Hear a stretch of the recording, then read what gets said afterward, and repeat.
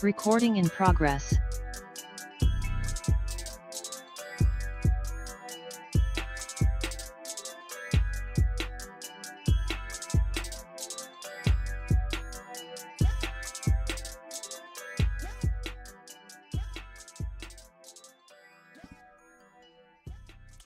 Yo, what's good, fam? I'm your boy Trey Frazier. I got my brother Maestro Styles here with me today.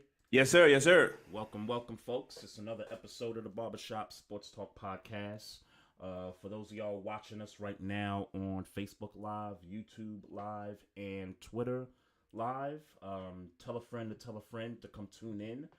You can follow us on those platforms right now. On Twitter at Barbershop SPOR2. And you can also follow us on the gram at Barbershop Sports Talk Podcast. My bro, what's good? How you feeling? Well, cooler, man. Just another day, eventful week in sports, man. Yo, you ready to hand out some smoke, man? I got a list, man. You. Hold on. You know, you gotta pick it out in certain times, and I figured this was an applicable time to pull it out. You know, I didn't even realize before we got on live that you had that shirt on, bro. Yeah, you know, sometimes you gotta pick and choose the right time, man. Man, all right. Well, shout out to my boy P Shark in the YouTube live chat. Well, let's get to it, man. Let's get to it. A lot of I got some small news, man. Before we get into the more heavier stuff. So I saw scrolling Twitter just before we started. Yep. That Pat McAfee, congratulations by the way, McAfee is going to ESPN in the fall. What do you think? How relevant do you feel that is to the fact that they was getting picks 30 minutes before they was announcing it on the news? Man, that's a good point, bro. I immediately thought about, oh my God, these niggas then got these dudes out the paint. Mm-hmm. As far as leaking shit, like right. He went on it. He had this I guess minute and 30-second video about how not much is going to change, and we're not going to be saying F word, just as we're going to be basically not a lot is going to change is what he was saying. Right. And except that part. except the Yeah, F bombs. apparently, the way he was making it seem like is that it's going to be on. It's still going to be on YouTube, but it's also Yep. going to be on ESPN Plus, Right. and I think one of the more traditional cable channels. So I guess they're going to be bleeping. I don't know, but they're making it seem like they're still going to be cussing, just not as often as they as they do Right. on the before they got on. Yeah.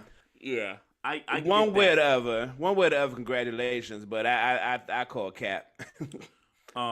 Because of draft night. If that's what you're referring to, right? Well, I just wonder. I just wonder. How I wonder. I mean, we on the outside looking in. I wonder if they took note of that and got them out of, and was like, all right, how do we get them out of the way? Now he'll say, or he says in the video, that they have been in talks for a while, him and ESPN and some other some other networks. Yeah. But it made sense for them, the crew, to go to ESPN.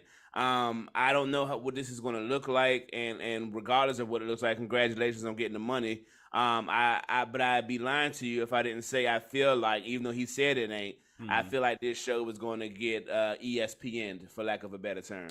Yeah, This so is like going Hollywood in the sports podcast world. So I saw an article headline. I didn't read the article just yet, but it was former ESPN guy Dan Le Batard, shout out to Dan Le Batard, gave Pat McAfee some advice about going back to ESPN.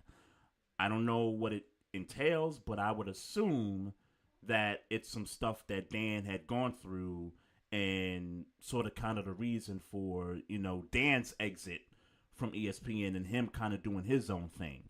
Yeah. In regard to the attempt to, well, not so much attempt, because they got Pat McAfee's show back on their airwaves.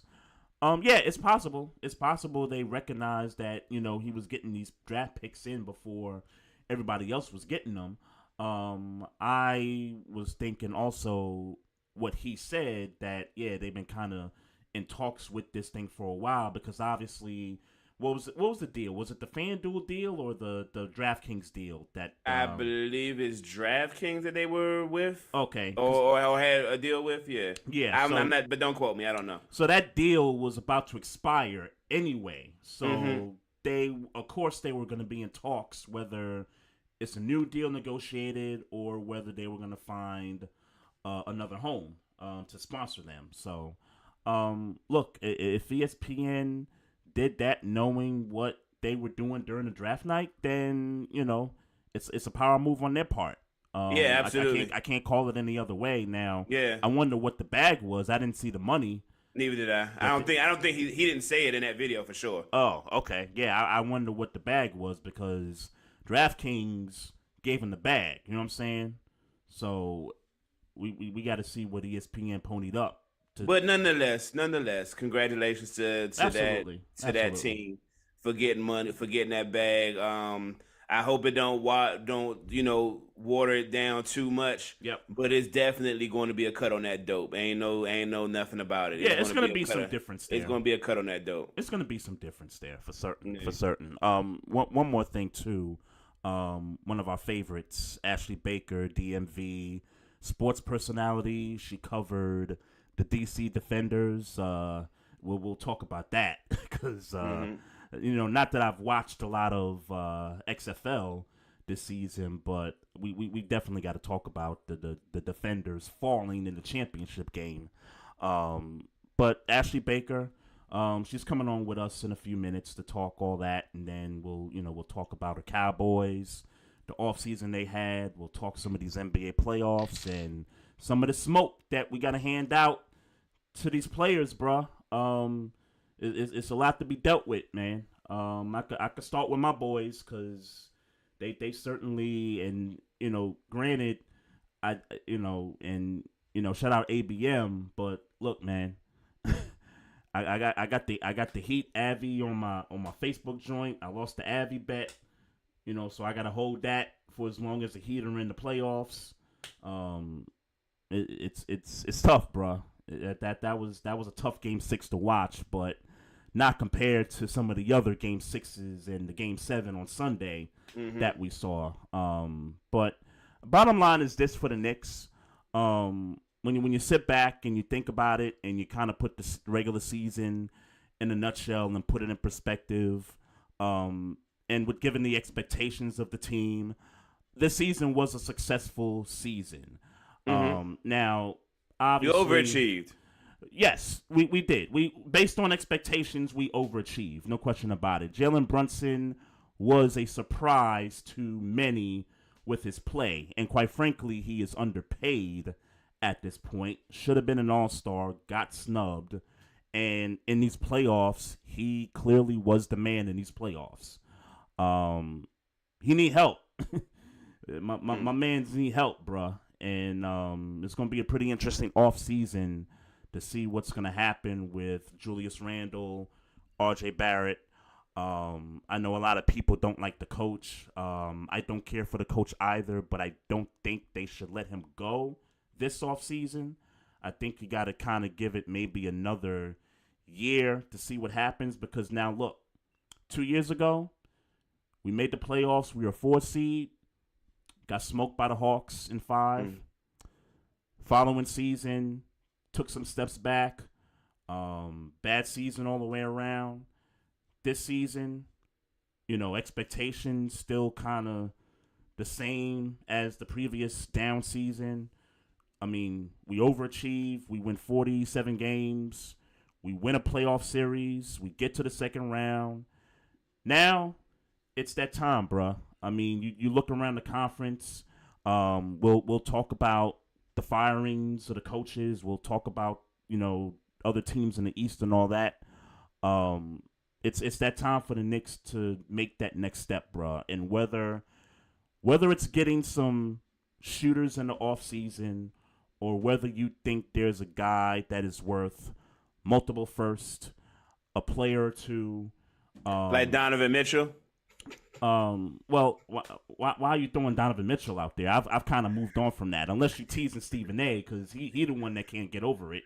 He's the one that still can't get over it. I am saying it facetiously, but at the same time, he's the guy that you would give. He's that guy you're talking about that you would give a lot of draft capital for, because you know what he's going to bring all, you know what he's going to bring to the court. Right. You know what I'm saying? No way to slice it. Yep. There's nobody on your roster who you believe when shit gets tight, they're going to put up 45, 50 points. Mm-hmm. Other than Jalen Brunson at this point.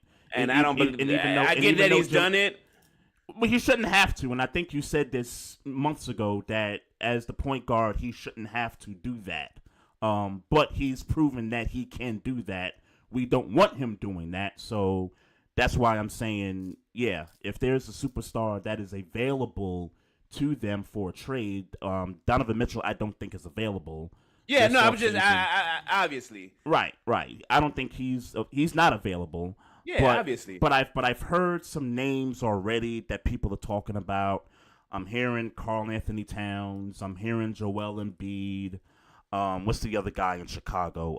I'm hearing Zach LaVine.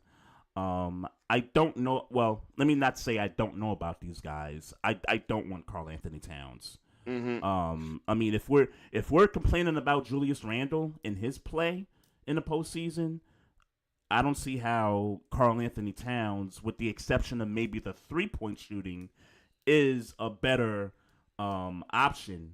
As far as what you got to give up to go get him. I agree. You know I agree. what I'm saying? 100%. I'm not on the Zach LaVine bandwagon just yet. That still needs to, I need to really think about that one. I know the Bulls are in a situation where they may have to blow the thing up because of Lonzo Ball's injury, gonna, rehab another year. DeMar DeRozan, probably still going to be there. And the big man, Vucevic. We still don't know what's going on with Chicago. And then the other name I brought up, Joel Embiid. You know where I stand when it comes to division rivals. The Sixers are not trading Joel Embiid to the Knicks. I'd I'd be stunned if something like that were to happen. Unless the Knicks just say, here's 7 first-round picks and Julius Randle and R.J. Barrett. Unless they say that, which I don't think that's going to be the case. So you really gotta look around the league and see, okay, what are these team situation? I guess Phoenix, is something else that was talked about also. What's going to happen with the Suns? I think the Suns stay intact as far as the roster is concerned. I don't think Devin Booker's going anywhere. No. They just need a coach. I mean, they just need a coach, and then they need some pieces. I don't think you're breaking that team up. I don't think the new owner is that stupid to do that. Well, I want to back up a little bit because I don't feel like I got your take on this. Yep. What happened Game 6? Oh, I think I said it. You just did. I slid it in there. Okay. Jalen Brunson needs help. Pause, by the way. Yeah. That's crazy. That's crazy, bro. Jalen Brunson needs help. He needs help. That's it. You ain't got end game. You ain't got no end game. Jalen Brunson needs help. Nah. Okay. And look. RJ. I thought RJ had a good postseason run. Aside from the first 2 games in Cleveland and this Game 6 in Miami, there was some consistency with RJ Barrett. He averaged 20 plus for those games, other than the ones I just mentioned. I thought he had a good postseason run. Julius Randle did not have a good postseason run, and maybe that has something to do with the injury he suffered couple of weeks before the regular season ended. I don't know that to be the case, but Julius Randle was not his 25, 10, and 3 self. He wasn't that for us in the postseason. So, that's kind of where it happened, bro. But if you really looking for like true analysis, and I'm not sure how much of the game you watched, but I to be honest with you, I feel like I don't even remember it. Like, that was so long ago. My life has been kind of busy in the past few days. So I feel like, yes, I know I watched at least the second half of it. The second half, but, okay. But to sit here and pretend like I remember what happened, I don't. Mm-hmm. So, really, the first half is really kind of where we lost the game at. Okay. We were up 12 points, and I'm sitting there thinking, yo, we going to the Garden for Game 7. Right. And Brunson had to take a break, and all kinds of shit was happening while Brunson was on the bench, bruh. Turnovers, bad shots. Miami went on this like 8-0 run while he was on the bench, and by the time we got him back on the floor, man, they actually took the lead at half, 2-point lead, and we just trailed that whole second half. I mean, I think there was up mostly 7 points. Mm-hmm. And I think and every time we got close, it seemed like every time we got close, it was a lane violation while taking a free throw. It was missed free throws. It was giving up easy dunks on the other end. Adebayo had a great Game 6, by the way. Absolutely. It was always something that kept us from at least tying the game or taking the lead. So we would cut it to 1, and then we'd have a lane violation. We cut it to 2, a bad turnover. It was always something that was keeping us from taking that lead. And so, hey, bruh. It was a good season, man. It was a good season. I will give you that. It was a good season, but this off season, they're going to either they got to get some shooters on this team, or both. If there's a guy that's available that you think is worth the draft capital and the players, you got to go get him. Well, here's the thing. I think that even if you can get a guy, I mean, you don't necessarily got to be that, like the stature of a top 10 guy. But if he's the ilk of a healthy Chris Middleton, you know what I'm saying? Like one of those guys that can consistently put up 20 to 25. with Brunson. And then RJ Barrett still doing his 18 and 19. I mean, I Yeah. think that puts y'all in a good position in the East. In my estimation, Julius Randle is gone, or should be gone. Now, just to stop you, in the case of Chris Middleton, I believe he is a free agent. Well, I wasn't saying Chris Middleton specifically. I'm just talking about that caliber of a player. Sure. Yeah, I'm just talking about that caliber of a player. Just somebody that you know that's going to get you a consistent 20 to 25, along with Jalen Brunson's consistent 20 to 25. Yeah. And RJ Barrett's, 19, 20. Mm-hmm. If you can get that, I think in the East, y'all are in good shape to compete. Yeah. And obviously that's assuming that you keep all the other pieces that you got, all the other pieces, right? Excluding like a Julius Randle. That's the only piece that I could. And assuming Philadelphia doesn't, because there's rumors about James Harden going back to Houston, so that would break up some of that team. We'll see what happens with the Sixers. I don't think anything is happening with Milwaukee. I know people are talking about trade rumors with Giannis and stuff, but I don't think nothing is happening this offseason. Now, maybe the following offseason, maybe, but this offseason, no. I think the Bucks are going to kind of stand pat depending on what Chris Middleton does. And then you got Boston right there. Jaylen Brown is a question mark because, he's been kind of talking about his experience playing in Boston and things like that. And, he's been kind of, doing some things, some charitable things in Atlanta in his hometown that kind of correlate with what he's been saying about how he has experience playing in the city of Boston. So we'll see what happens there. But, yeah, I think after those teams, I think you kind of got to put the Knicks there and say, hey, they got a chance to be at, a top 4 seed, maybe at best a 3 seed next year if things kind of go right in the offseason, they make the right moves. Mm-hmm. I could kind of see that. So yeah, but now are y'all in the situation with y'all success this past year? Are y'all in a situation where y'all talking about seeding or y'all talking about playoffs? You get what I'm saying? We're talking about going to the conference finals. Like right. The next step is the conference finals. Y'all are at the stage of y'all team trajectory where seeding, it don't really matter where y'all seed as long as you're almost a shoe-in to make it to the playoffs. Right. Top 6. Finish in the top 6. You should be there, and you should be going to the conference finals. Preferably to be in the top 4. I think sure, you get a greater chance. I don't know that even matters. If y'all are playing the right kind of basketball, right? Playoff time. I think long as you're in the day and you're not looking like you're not in the play-in, so you don't look crazy being in the play-in. You're solidified in the playoffs and the conference finals. Even though we got 2 teams that came through the play-in that are playing in these conference finals respectively. It's just wild. Hey, that's y'all fault. It's wild stuff, bro. That's y'all fault. It's wild stuff. Okay, bro. I don't need to be Doug the Dagger. Man, We get it, bro. We had home court and we gave I just need to make sure you're good, baby. I just need to make sure you're good, man. Look, I'm good, man. The season was good.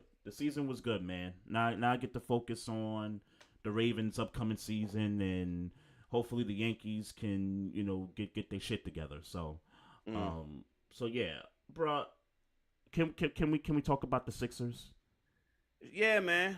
Yeah, we can definitely talk about the Sixers. I mean, obviously they lose viciously. Badly. Yeah, viciously. Tatum 51 in that game 7. Yeah. Shout out to Jason Tatum.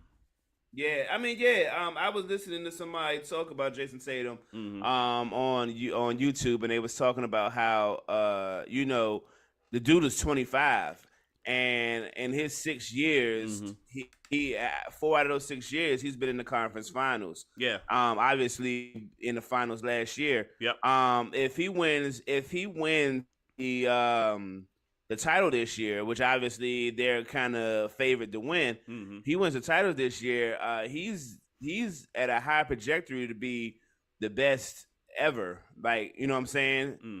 I'm not saying he's nowhere near it if he wins this one. Just saying that to be so young. He still got 7 to 10 years of playing. Yeah. To win it at if he wins it at 25, Yeah. you just gotta I mean, if he's already up there with the top 10, but you just gotta, as far as trajectory, he might be one of them, like one Best of them. player in the league for sure.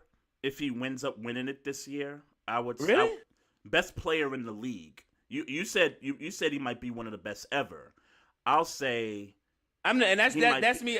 But let me. I just want to be clear that's me talking about future, not like immediately. Yeah, that's me talking about future. Okay, no, I got you. I got you. I think for certain, if he wins the title this year, you could arguably say he's the best. He's the best player in the league. Like moving forward, you could arguably say that. I know LeBron will still be around. I know Steph will still be around. KD, Giannis. I get all that, but Tatum's gonna put himself at that table of guys with a title.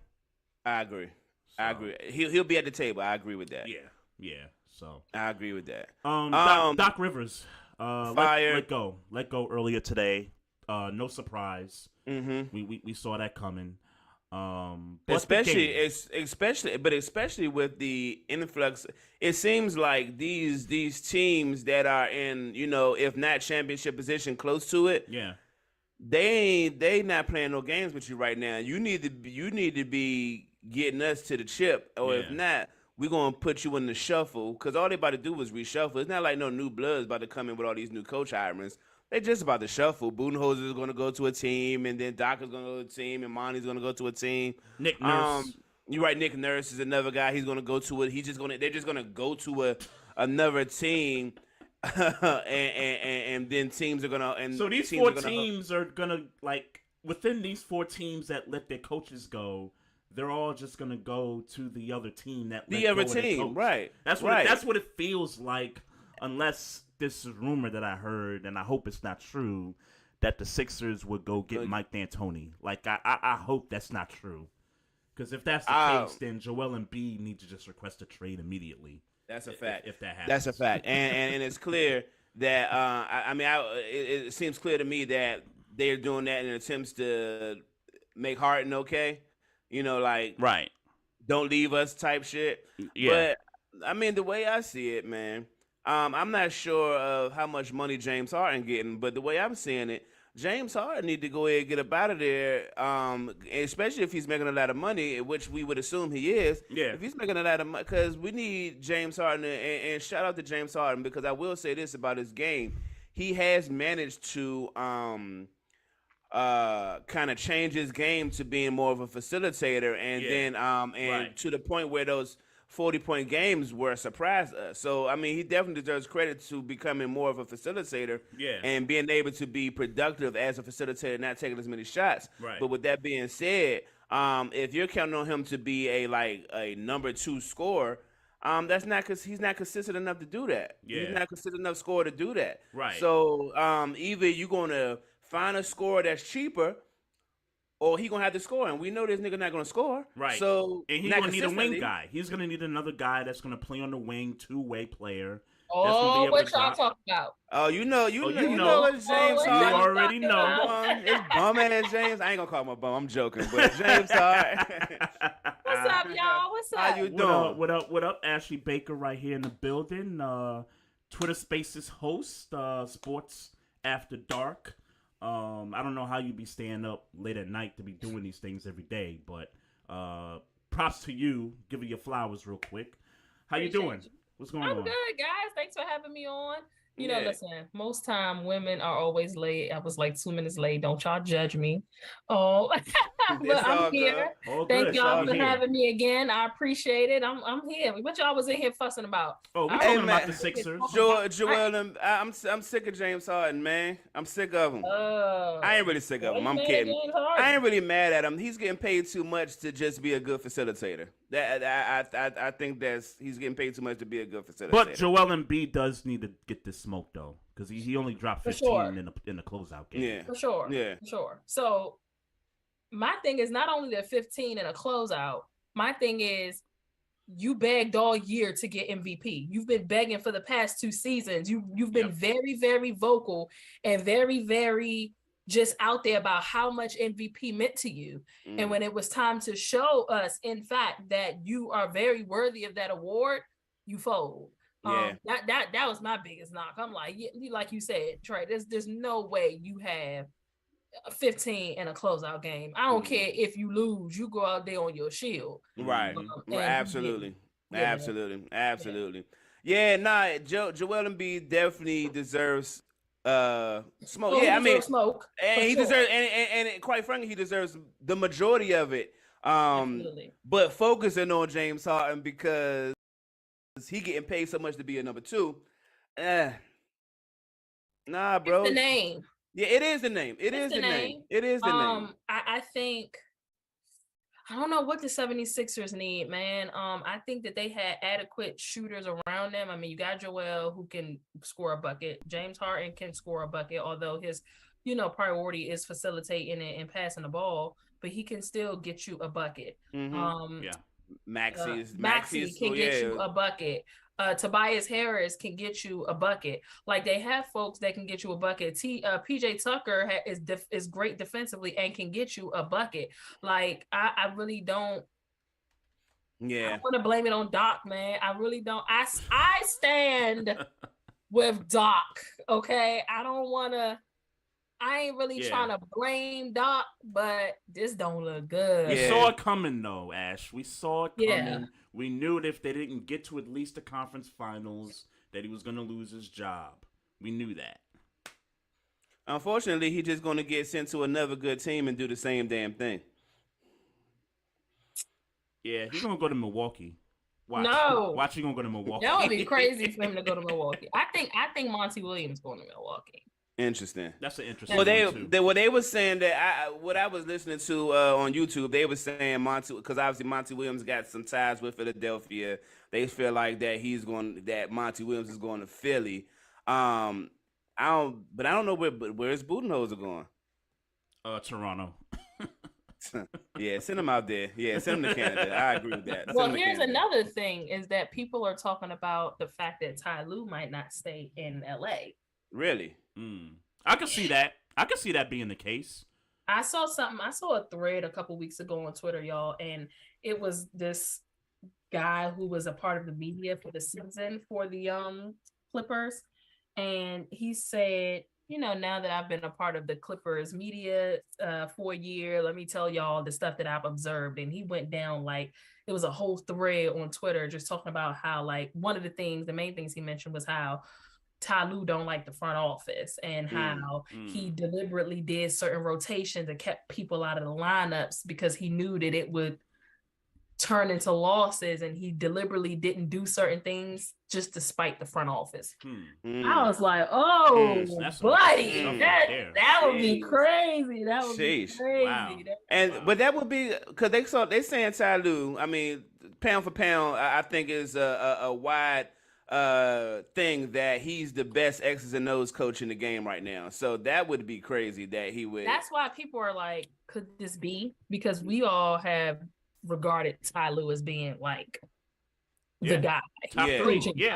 And to see you have such mental lapses in coaching and in rotations, and there were times where we were trying to figure out why like Robert Covington wasn't on the floor when you needed defense, or why you had Norman Powell sitting out when you needed a bucket or some offense, or you know what I'm saying? Like it made folks be like that, but that Ty Lue would never like. But now after that thread that's kind of circulating, people are like, well, was it done on purpose? Don't like the front office. Interesting. How much do you think that has to do with Kawhi Leonard? Because let's face it, it's their tenure, him, Paul George, and that whole like era of Clippers. Oh yeah, low-key Clipper fan over here. I'm not a Clippers fan. Low-key. I am a Paul George enthusiast. Well, either way, don't lie to the people. It's disappointing. that whole era is disappointing. Yeah, so for sure. I don't blame Ty Lue for wanting to get out of that situation if indeed that's what he wants to do. I really don't know where the Clippers go from here. Yeah, neither do I. Neither do I. I'm thinking you would think blow it up, but Steve Ballmer and them got that new arena. Yeah. That they just built, and you want to make sure that you can put butts in the seats. And that's true. Ship off Kawhi and Paul George, then who's the attraction? That's true. Right. Right. Right. And the thing about it is, listen, I don't know. There's just something about the Clippers organization because they're in LA. People want to play in the city of LA itself. You know what I'm saying? Yep. So I don't know. I mean, they've been under new ownership for what, like 5-6 years now. Yeah. I don't know how long Steve Ballmer been there. They've been under that leadership almost a decade. Steve Ballmer been there almost 10 years, right? Since Homeboy. Because V. Stiviano. Yeah. I thought it was Donald Sterling. No, we say V. Stiviano got Donald Sterling out of it. Yeah. Right. We always pay homage to her, for the change in ownership. So correct. That's why we mention her name. I didn't know it was 10 years already. It's almost been about 10 years. Yeah. That is crazy. They doing like documentaries. They doing documentaries on that shit now. Yeah. That is crazy. Yeah. I don't know. I don't know what the Clippers do, man. I don't know. But I'm PG-13 till I die, baby. So. Yeah, no doubt. Hey, we were right before you came on here, so as you can see with my background, I'm a Knicks fan, and what you feeling sorry for me for? We had a good season. Sugar.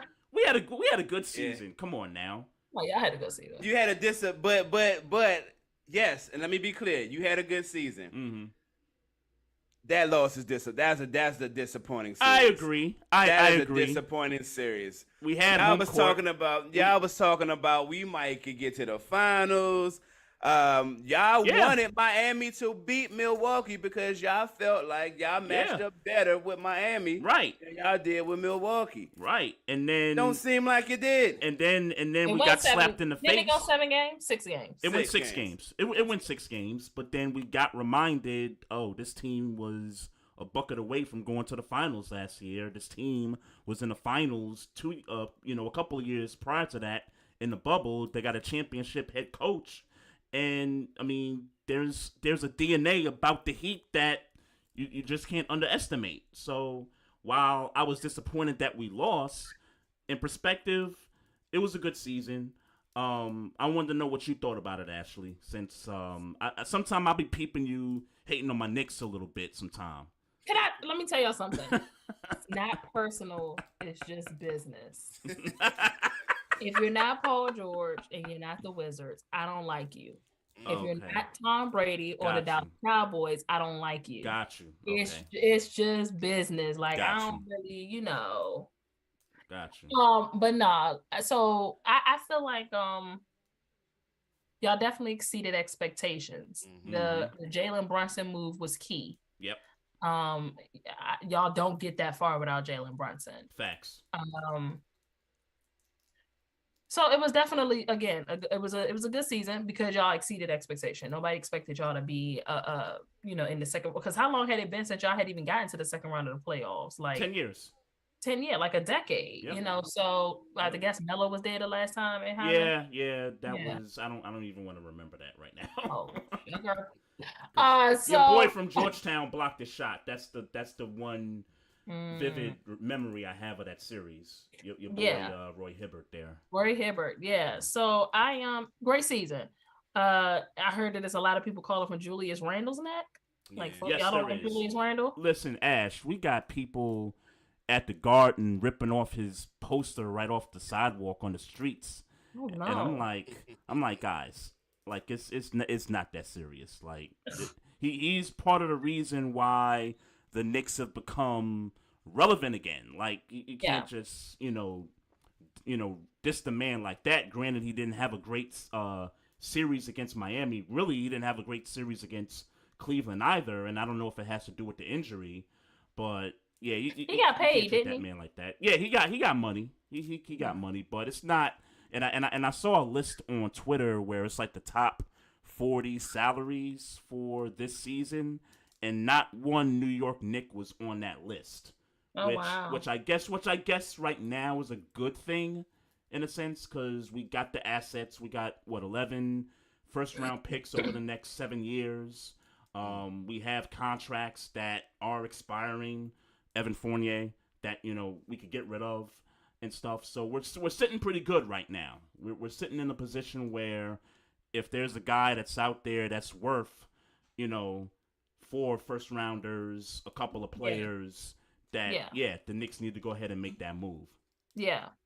I feel like y'all got people that can put the ball in the hoop, man. So right now? Yeah, I mean y'all got Brunson, y'all got RJ. Brunson need help. Y'all don't like Obi? Y'all don't like Obi Toppin? I like Obi Toppin. I like Obi Toppin. The problem is if he decides to be consistent, y'all have Julius Randle as Well, here's the problem with Tom Thibodeau, and a lot of people want Thibodeau gone too, even though I think he should stay another year because he's also a part of this renaissance of the Knicks, and we took a step up this year. The problem with Tibbs is that when he has a rotation, he sticks with it. Yeah. You know what I'm saying? He never plays Randall and Obi on the floor at the same time. And a lot of fans have been calling for that kind of combination to take place. And so that's the issue with Obi Toppin is he doesn't get enough minutes on the floor. And also in regards to Tibbs, he's a defensive mind. So he probably needs to pull somebody in there that has more of an offensive mindset. Yeah. And he can just, kind of lean on them for things like that. I know you saying that y'all were calling for it, but maybe he ain't hear it. Or he ain't right back. Yeah, he ain't hear the phone ringing because he thinking defense. You know what I'm saying? Like, I'm just going. Which is cool. Like, that's fine. Like, if you can, like, this offseason, if the whole idea is you want to get players that Tom Thibodeau likes to coach, you got to be able to shoot and you got to be able to play defense. Okay, fine. Yeah. Go get players that can do both. Don't get Evan Fournier. He can shoot, but he can't defend worth a damn.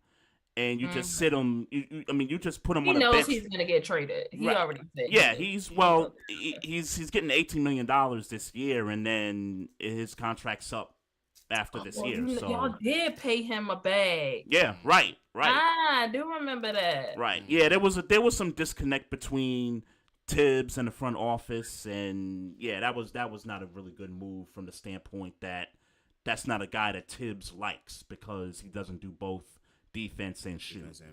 Right. Okay. Well, that makes sense. Yeah. Be tough. Don't let him nick you out. Stop it. No, stop it.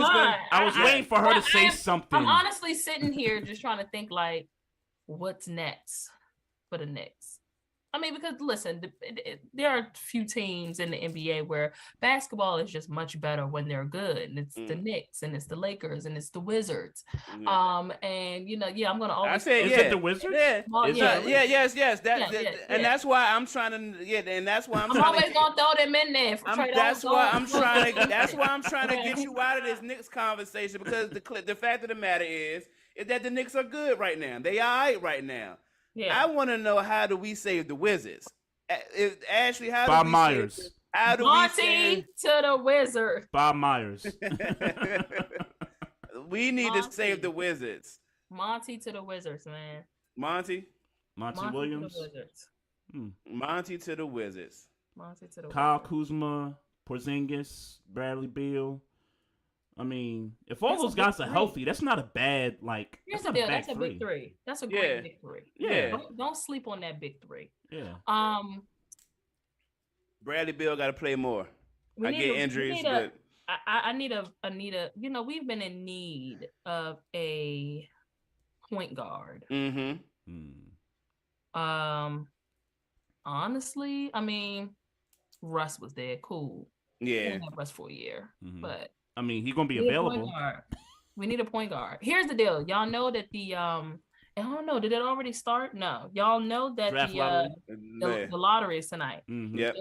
If the Wizards get number 1 pick, I'm calling it right now. Bro, if they could get the number 1 pick, that would be the Wemby sweepstakes. But ain't that almost too much pressure for us to get the number 1 because Victor? Victor Wimbiana. Wimbiana. That's how you say his name. There you go. Like that's kind of too much pressure to just not take him, even though you're saying we need a point guard. You take Victor. You would have to take Victor. Right, you would have to. Yeah. Right, it's too much pressure. Take Victor. I'm sorry. So maybe not. We, it's just sad. The Wizards don't have this type of winning culture or city where we could attract free agents or folks that'll give us a chance to win. I really think. Damn, the park at 14th ain't enough to want to play in DC. No. You know what? This is the park. Yeah. See, this is what he do. And this is what he be doing. This is the stuff that he be doing. I just want like to the know park at 14th. Listen, they have great. Listen, the park at 14th has great brunch. The great brunch, great brunch, like that. Great brunch. Brunch like that. But I don't know. Because we look. First of all, I was very surprised at Tommy Shepard leaving. They're getting rid of Tommy Shepard. Yeah. Leonis ain't playing. So I don't know who they bring in. Bob Myers is not leaving the Warriors, bro. I mean, reports tend to. A lot of people are saying that he leaving. That's a lot of people saying. I'm seeing it. Yeah. You don't see him leaving. Why would he? I think if Draymond on his way out, I think if Draymond goes, Bob Myers goes. But you why? Think Draymond holds that much clout in this decision?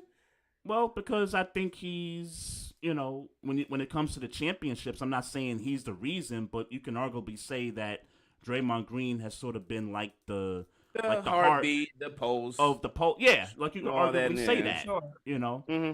So yeah, I could see that being the case. Yeah, my stance with Draymond has been that he has been the MVP the entire time. That's just my personal opinion. Again, he's what makes them go. Hey, if we can get Bob Myers, bring him on over. Yeah, come on. And again, bring him and Monty. The thing is, though, is still when it comes to attracting free agents, like just because he's here, that doesn't mean that people are going to be attracted to Washington. Sure. Trades. I know, but wait, what do we have of value? Yeah, right. I guess what? Bradley Beal has some value. Brad. Yes, but no. So who though? right.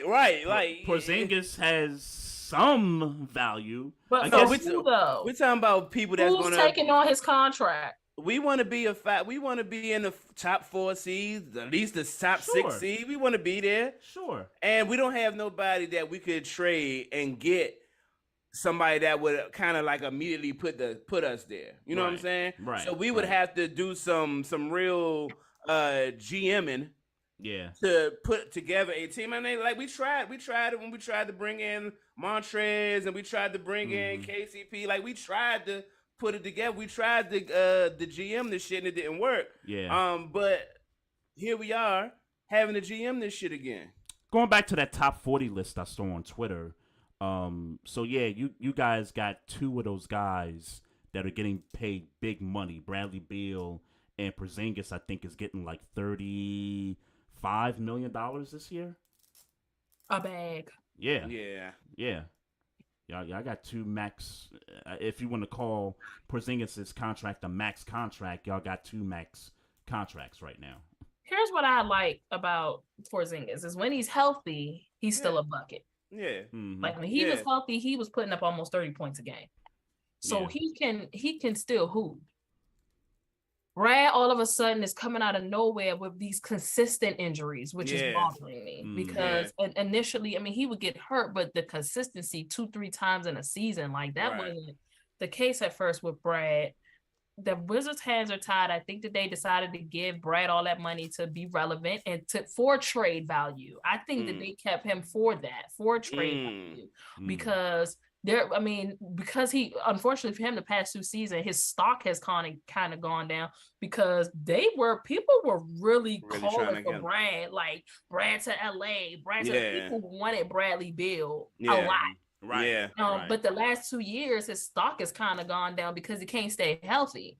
So that's like, it's like their hands are tied in that way as well. But I think they kept him because he had an option to walk, but you keep him for trade value because nobody's gonna just walk to Washington. Nobody's just gonna say, "Hey, I want to play with the Wizards." So you got to keep him. You know what I mean? Yeah. So, Duck, man. Give me three things.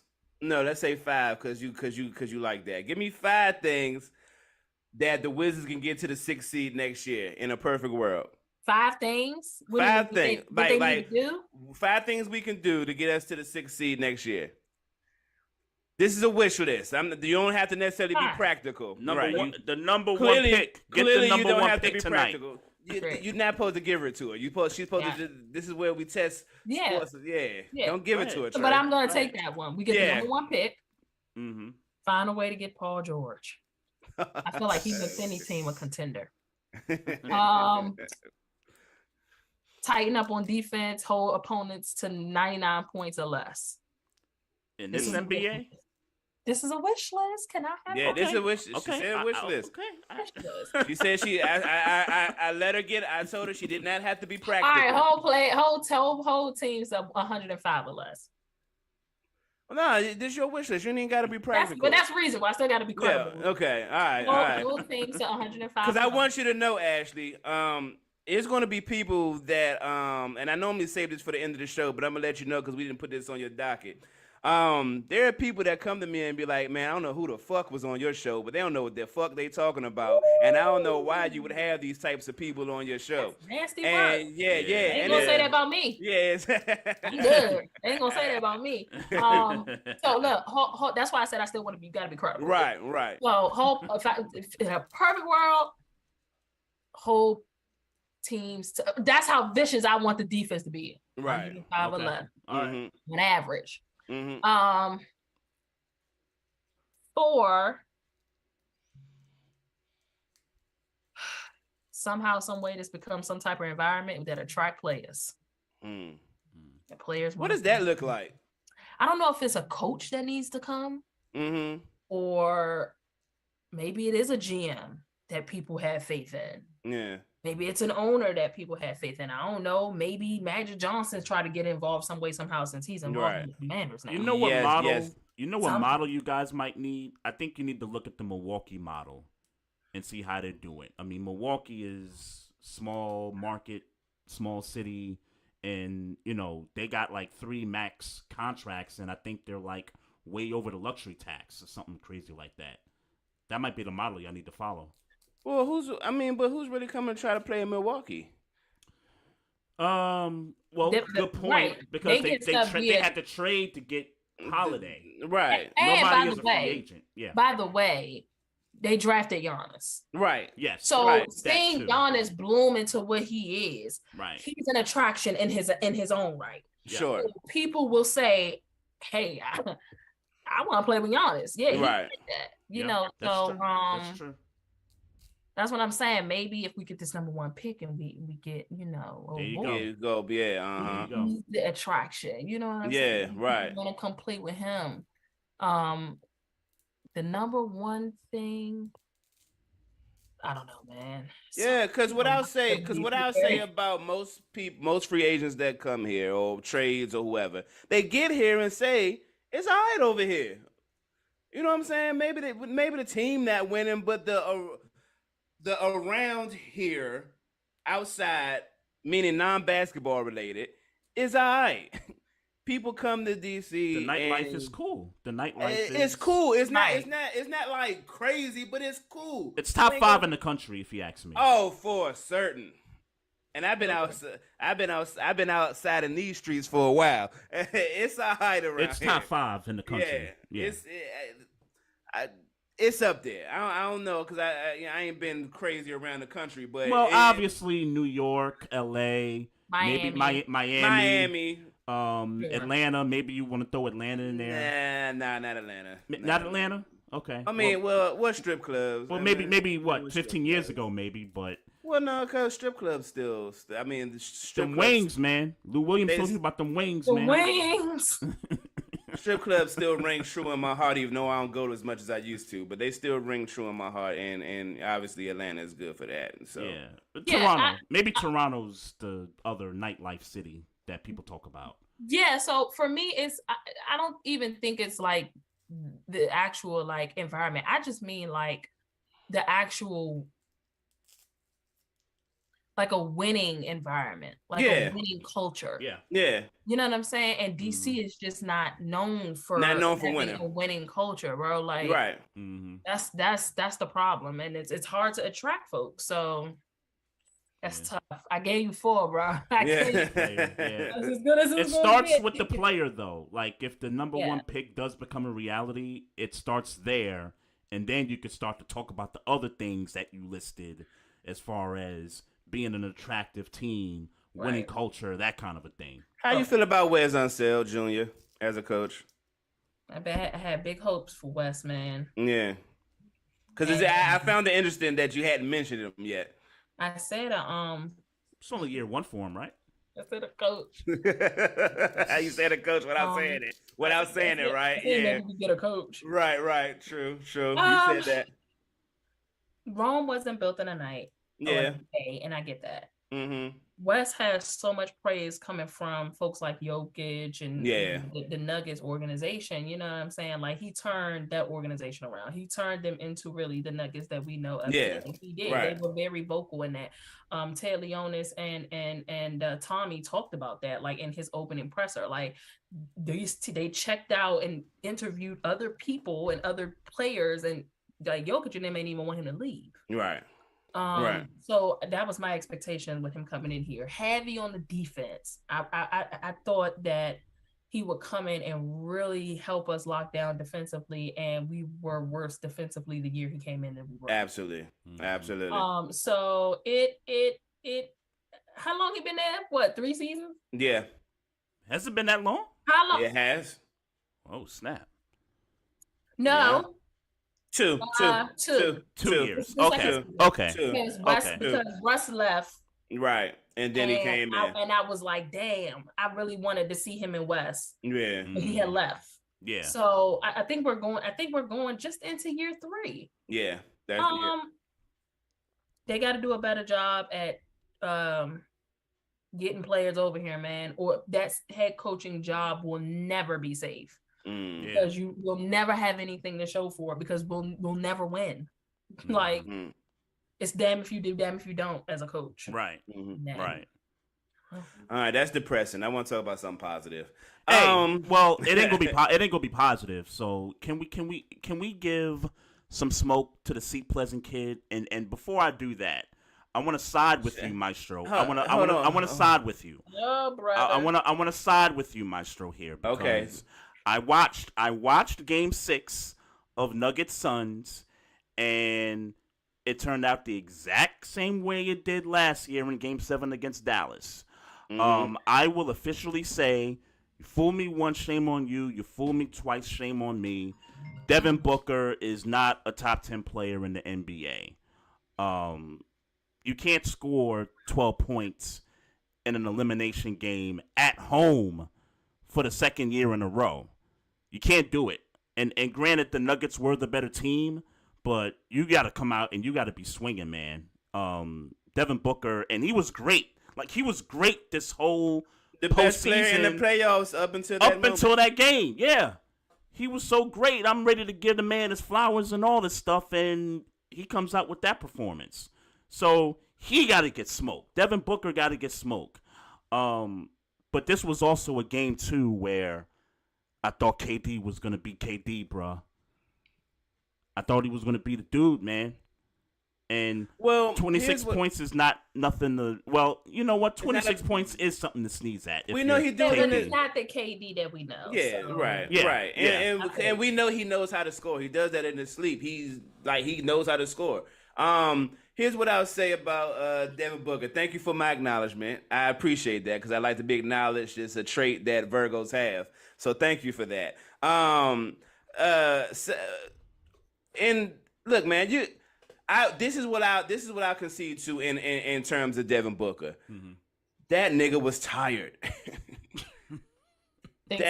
I don't see how it can happen any other way. That nigga was tired. He was maybe he was going too crazy for whatever reason. He was going too crazy. Like maybe we didn't need 47 in a game 5. I don't know that he had to in a home. I don't know that he had to like against the Nuggets.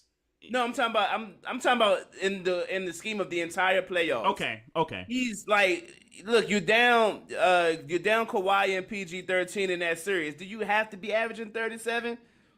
Can't you take in fairness, Maestro, that series was closer than people like to put it. That's true. They won with just Russell Westbrook. Right. That's right. True. They struggled with just Russ. Right. That's true. Right. That's true. We don't and that was for me, that was the writing on the wall right there. Mm-hmm. Is y'all are struggling with just Russ.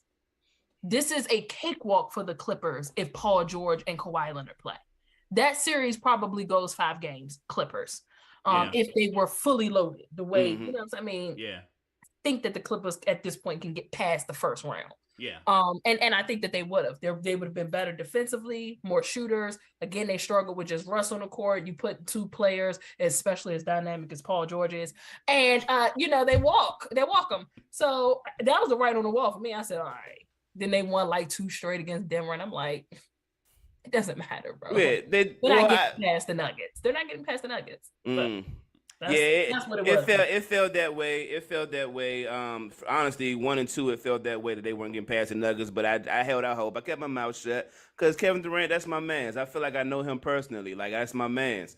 I don't feel like you owning this. I don't feel like you owning this enough, my G. Because you were the one. Because we sat here on this platform, and I said when that trade happened, it's a wrap. You said forget the Warriors. Forget the Nuggets. Forget the Lakers. Forget everybody in the West.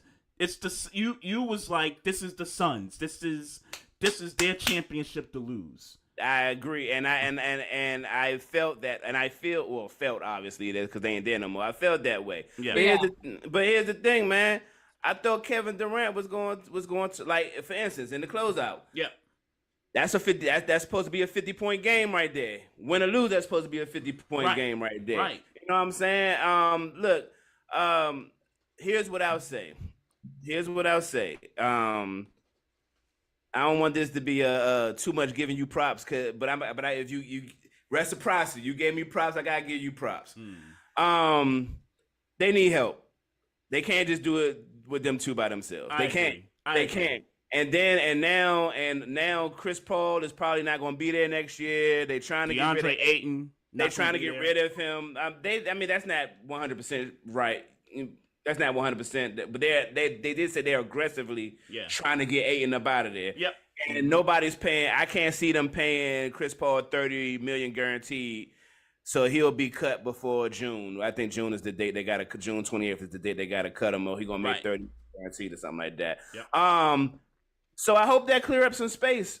To get some help because they damn sure gonna need it. Or else this is just kind of a waste of time. But I mean, luckily, Devin Booker's young. He's 25, 26. He's young. He got time. And KD, I would hope would kind of do this kind of the same thing I'm doing. Just he going to score 27. I got to score 27. And when one of us have to turn up, hopefully one of us can turn up and have to support, the next guy that's going to consistently score, 15 to 20. I feel like Ayton went to sleep in the playoffs, not just the series, the playoffs. Yeah. We talked about attractive places earlier.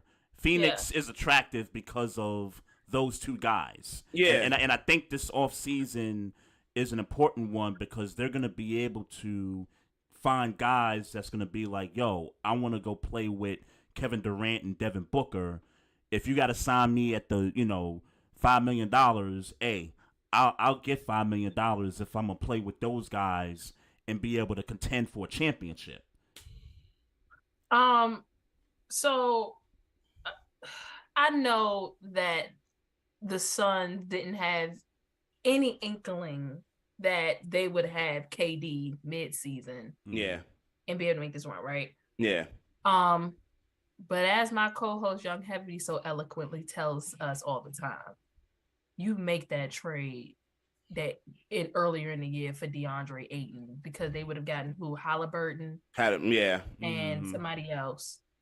and that shooting, its defense. Yeah.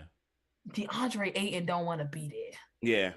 I think he made that. Yeah. I think he made it clear last year. He don't want to be there. Yeah. So right. I was, folks were just surprised that they just decided to like match. And again, I'm going to think it's because, again, we stick with the team we got. We're going to try to run it back. They had no idea that they'd have Kevin Durant, but how much those guys would have come in handy with Kevin Durant now. Right. So now, they can still, because they can still trade him, right? They can still trade him and get some pieces. He's not like a free agent. He's not like a free agent. Yeah. There's some teams that can use some big men. Absolutely. Yeah. That could give them some pieces. You keep KD, of course. You keep Book. You build around them. I don't know how the hell you get rid of CP3 because his contract is crazy. Yeah. Well, I think you release him and eat all that money. What's the cap? Yeah, like what's the cap hit on the that? way what I read and trust me, I am not salary cap nigga. I'm just not. What I read is that they are almost certainly going to drop him because if they don't, that $15 million hit that's not guaranteed money that they're going to get right now, that they had going on right now, they don't drop him by the 28th. That's going to turn into $30 million guaranteed. Oh, if they don't drop him by May 28th. June 28th. I'm sorry, June 28th. Okay. So all. According to this, and I read it on Bleacher Report, so I would like to think that they're credible. Yeah, so it don't seem like he's going to be there. No, that makes sense though. If that's the case, then he's not going to be there. His money's doubling to 30.8. For sure. So he's gone, and then it's no. I guess it's kind of to throw salt in the wound. It seemed like they moved faster with campaigning there anyway. Yep.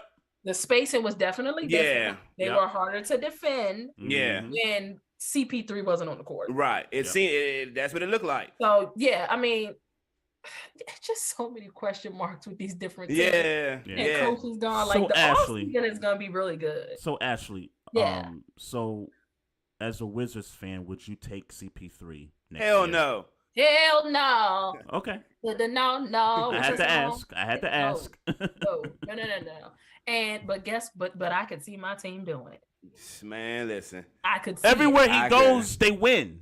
That's the thing. Yeah. It is amazing how whenever and that was the praise I gave CP3 when he first got to the Suns. I loved the move because I knew that it was going to elevate Booker. By the way, I'm not sure if I agree with Booker not being a top 10. I don't know. It's a little sketchy because is Embiid your top 10? Because he folded in a game 7. That's a fact too. That's a good question. You got to keep the same. That's a great conversation. Yeah, that is a great conversation. I don't know. I'd have to like really look. That's a great. Well, here's the thing. Look and see. You ain't never got to count on me looking for it. All I'm doing is talking. But that's a great point. Yeah. I'm gonna talk shit until somebody say something that made me Yeah, that's a great point. That's a great fucking point. Energy. That's a great fucking point. Yeah, that's a great. And he's a top 10 to people. You know, right? To most people, he's a top 10. Yeah. And in fairness to Embiid, he got the MVP. Book don't got the MVP. He got it. However way he got it, he got the MVP. I'll shoot him that much bail and say I won't put you out the top 10, but you probably around 9 or 10 on my list right now if you're Embiid. MVP is fine. I just know that I ain't never seen no MVP not make it to the third round, and that's a fact. I don't think that's ever happened. Oh, it's happened before. It's happened before. No, I think I saw something that said this is the first time an MVP never made it, but I might be wrong. I might have one. Hey man, I'm proud. Look, I like the fact I would have liked it better if you just stuck to it. Like, no, Trey, you wrong. Even if you're not really sure. Well, I like that energy. For the sake of time, I'm not about to go through a list. No, nigga, she right and you wrong. Nah, but Yeah, man, it's a lot of stuff to consider that top 10 list. I mean, that you make into the season. I mean, going to the off season, like the trades, everything that's going to happen. Like it's going to be some stuff happening. I don't think Kyrie stays in Dallas. That means he's going to be another part. Yeah. He's somebody I wouldn't even like in Washington because we desperately need a point guard. Point guard. Like, I don't need you scoring 40 points. I don't. Yeah, bro. I don't. Point guard. I need a facilitator. Yeah, right. That's what I need. That's it. That's all I need. It's gonna get juicy. Yeah, man. Yeah. So Ash, I gotta get my positive point out. God damn it. Go ahead. I need some positivity. even though when I think about it, it's going to lead into negativity. But here's the positive part. So nothing warms my heart more.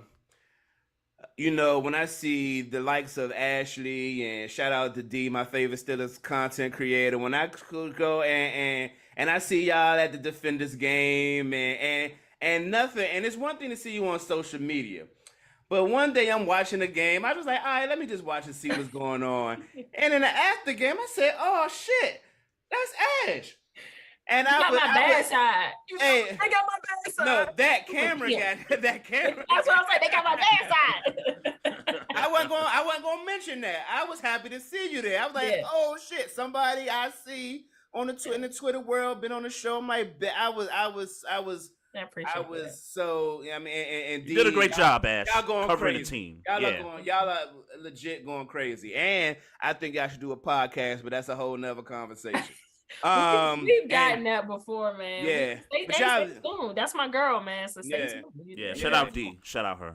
Yeah, absolutely. But the obvious negative in it is that they went all the way to the championship and lost to a 4-6 team in Arlington. Oh. Now, I don't pretend to know nothing about that Arlington team. I barely know much about the Defenders. I just watched them and said, damn, that was a dominant game. Whatever game that I saw you on, I was like, damn, they look good. Like, this looks like a good team.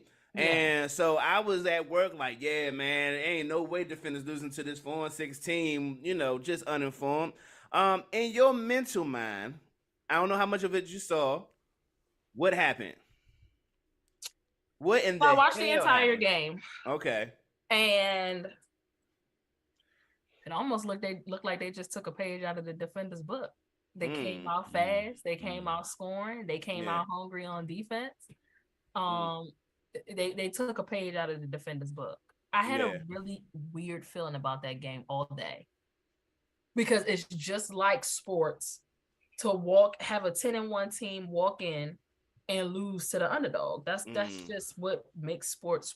Man. And not that I watched a lot of the season, but how in the hell does a 4-6 football team reach the championship game? How is the playoff structured? Right, they only got 8 teams. They only got 8 teams. Okay. So all teams make the playoffs or something like that? So, I mean... No, the other teams with some shit. Yeah. Damn. Yeah. It was that bad? I'm talking about like 3-4 wins. Yeah. So... damn. Okay. And they may have, I think they saw a higher seeding team in the semi-conference game, and they beat them. Right. Here we are. Is that the Ben DiNucci team? They did beat the Sea Dragon. Yeah. Shout out to Ben DiNucci. He got signed to Denver, right? He got signed to the Broncos. And shout out to Ben DiNucci. Again, the XFL doing exactly what they sought out to do. Right. So, which was create opportunities for those players to get back another opportunity, right? Yeah, or their first opportunity in the NFL. Yeah. So shout out to the XFL. What I saw a lot of the season with the Defenders was doing exactly what Arlington did, coming out fast, being hungry on defense. Typically, it's them up 20-6. Right. But what they typically did throughout the season, and even being up in those 20-6 type games, was they allowed teams to stick around. And then at the end of the game, here we are biting our nails, and some type of, not miracle happens, but they got to play extra hard because they play with their food instead of handling business. Instead of eating, right. And just they let a game get too tight. In the championship. In the championship. And listen, wow. I love my city. But if that ain't some DC, damn man, okay, you I ain't even gonna. I ain't want to go there, Maestro. Yeah, oh my god, I ain't want to go there because y'all got a couple. Y'all got a few chips a few years ago, so I ain't want to put that stigma back. But yeah, that is some DC sports shit right there, bro. That was very DC-ish. Yeah. And so I was a bit annoyed. Yeah. But shout out to those guys that had a fantastic season. Jordan Tiamu, Chris Blair, Derek King, shout out to Coach Barlow. My guy Lucky Jackson. Man, listen, those guys played a hell of a season. First season in, the fans were incredible. Literally set the standard for fans. Absolutely. Absolutely. I can't wait to see them expand. The XFL the possibilities are endless with the XFL. When I just sit and think the possible expansion, the job opportunities, the media opportunities, the ownership opportunities that is going to create. I was having a conversation with my good guy. My God, I can't remember his name. But if you're watching this and listen to this, you know the conversation. We had a conversation at the game.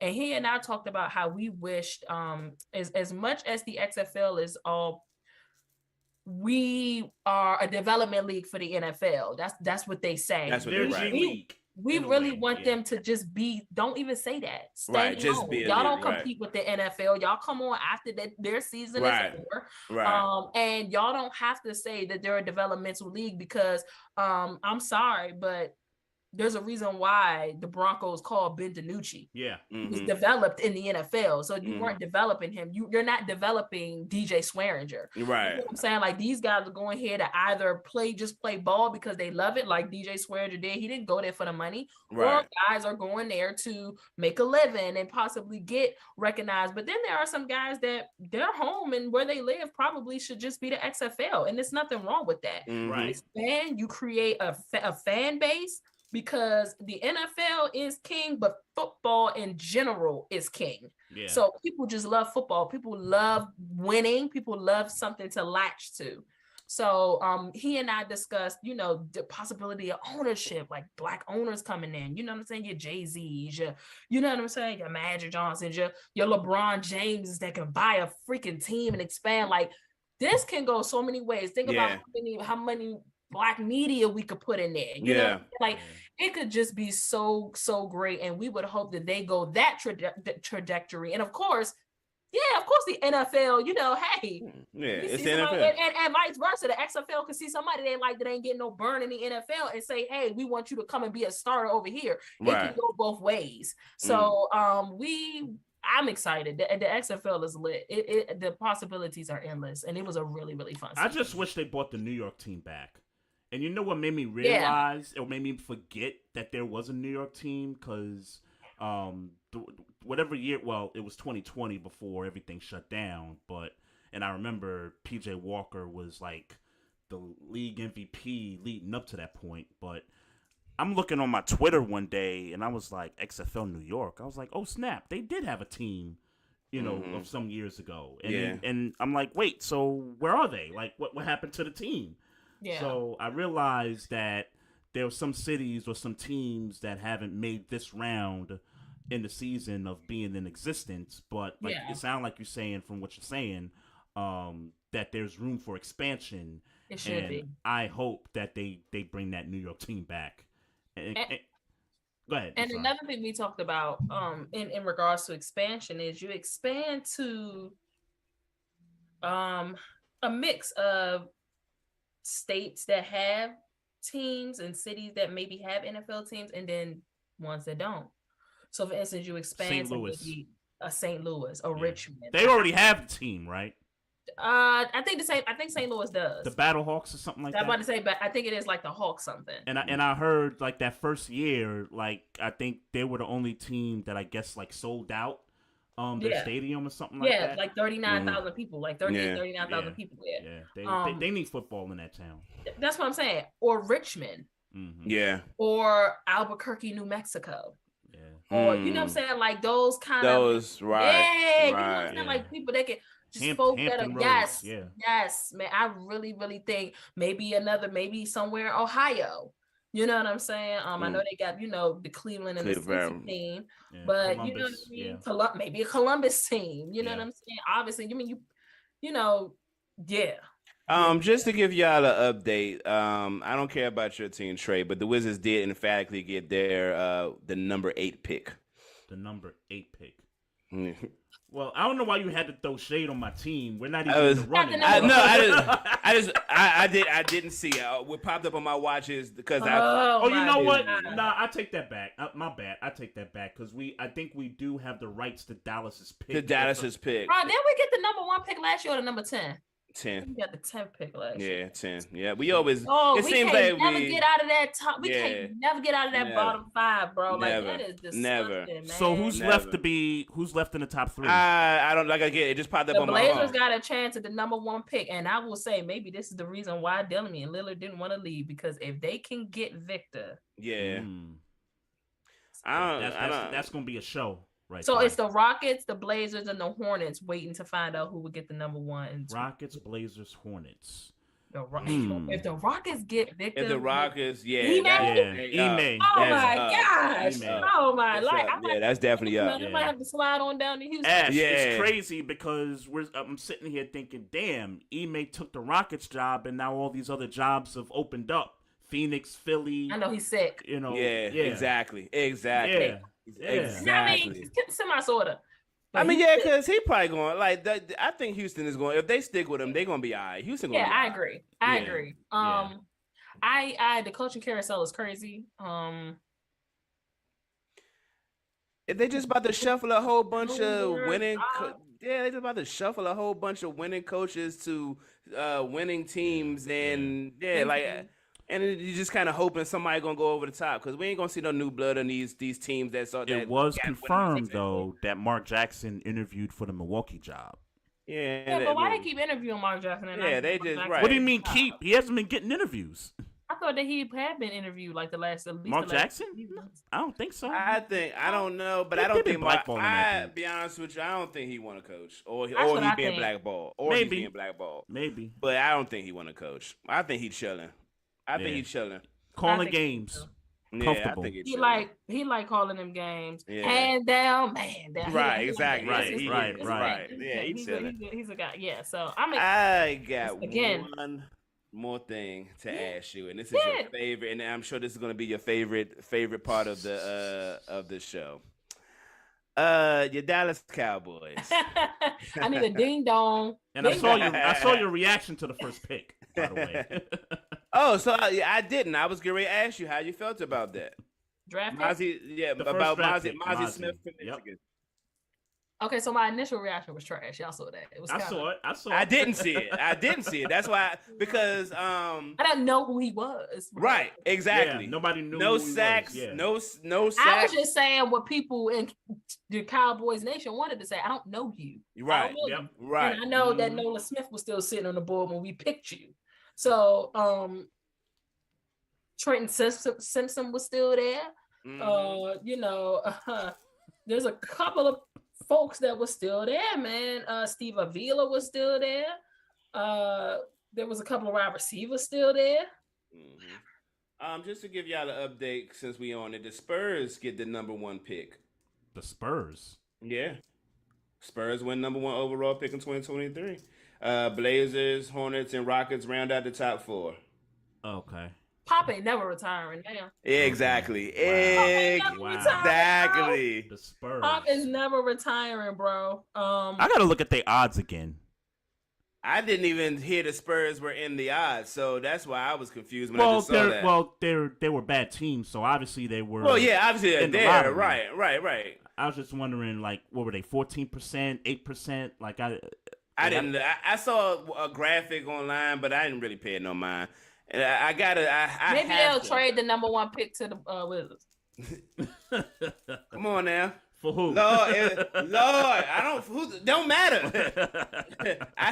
You can get rid of whoever you need to get rid of. You can get rid of who you need to get rid of. But Mozzie Smith. Yes. So again, didn't know who Mozzie was. Obviously there was a couple of players that I wanted, and they put needs over wants, man. Listen, here's the deal. Dallas addressed a lot in the offseason. We paid some folks, brought some folks in. We addressed a lot in the offseason. So this draft was weird. This draft was more like, okay, we got draft picks, so we gotta grab players. We gotta be part of the draft because we have draft picks. Yeah. After further investigation of Mozzie, he is the run stopper that we needed.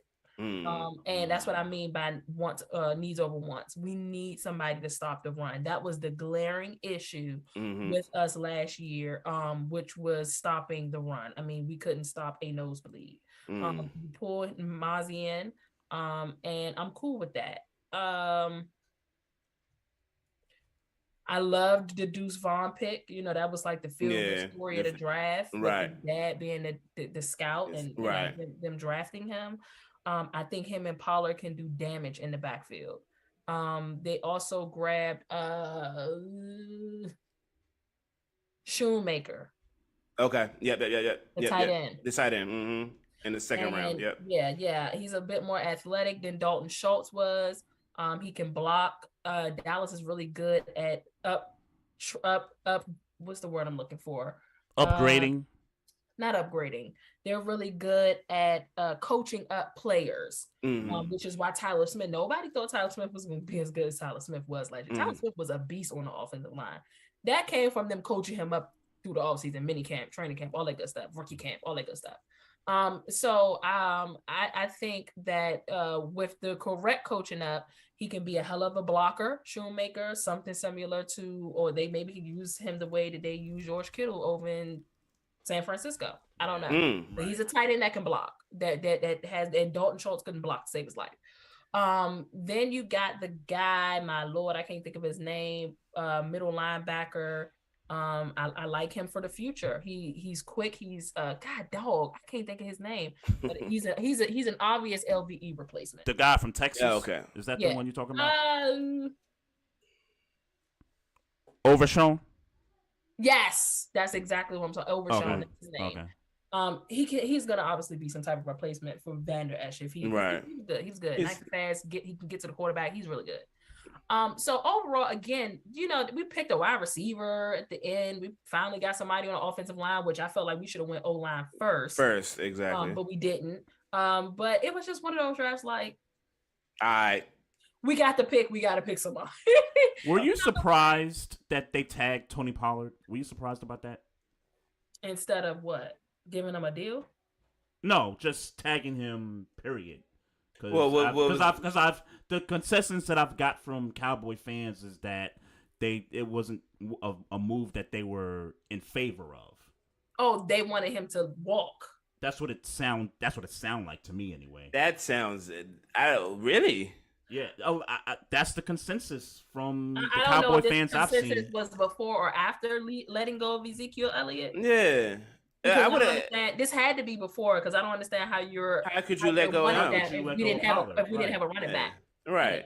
Yeah. Had to be, but I think this tag came before we let go Zeke. Yeah, it definitely did. Yeah. So no, I'm not mad at that. I don't know what Cowboy fans you're talking to, but and let's be clear, he was the best back on the team and probably been for the last several years. So, in terms of what he can do skill wise, yes, but you know, he can't block the way Zeke can. Again, I never compared the two because I was so in love with us being able to use them different ways. Right, exactly. And you got Zeke for those hard, tough yards up the middle, you know, those grind yards, you know, don't nobody want to keep having Ezekiel Elliott come downhill at them. I don't care how cooked he looks or how, you know what I mean, what's the word I'm looking for? I don't care. Washed. Washed he looks. He's not washed, bro. You don't want Ezekiel Elliott coming your way. I mean, he looked kind of washed. He looked kind of washed, Ashley. I ain't gonna lie. I can't tell. No, he don't. He looked kind of washed. Everything listen, Your 1999 Jag ain't gonna look as pretty as a 2023 Range Rover sitting next to it. Even though it run good, it get the job done. You know what I'm saying? It can do some tough miles. Man, Don't first of all, don't be surprised if Zeke come back. Hey, I wouldn't. And if you do, great I was for just him. about to ask, he don't have a team right now, right? I thought he signed with somebody. Zeke, man, because Zeke went out there and just thought that he was gonna have his pick of the litter, and my man's still a free agent. I thought the Eagles was gonna pick him up. Yeah, I thought they were too. I saw the Browns today.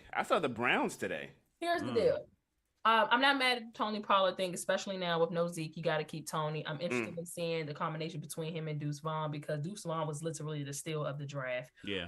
And so I'm eager to see, but you got to keep Pollard around. Of course, you tag him for injury purposes because we really don't know what he's going to look like after. That's what I was thinking. That burst going to be there. That speed going to be there. Hopefully this year we know how to use him, not up the middle, but on the outside. He does his damage outside. So my God, Mike McCarthy, if you're listening, Tony Pollard does his damage outside. Do not run him up the middle. But see, that's what Zeke was good for. Yeah. We'll see. We'll see. All right, so here we go. Philly's on top of the division as of right now. Well, we're 0-0 right now, so nobody's on top. But they seem to be the favorites. Dallas, I guess we got to put Dallas at number 2, but there's a lot of folks that saying the Giants. There's a lot of people saying that the Giants is on y'all ass. I ain't see that, but it's a lot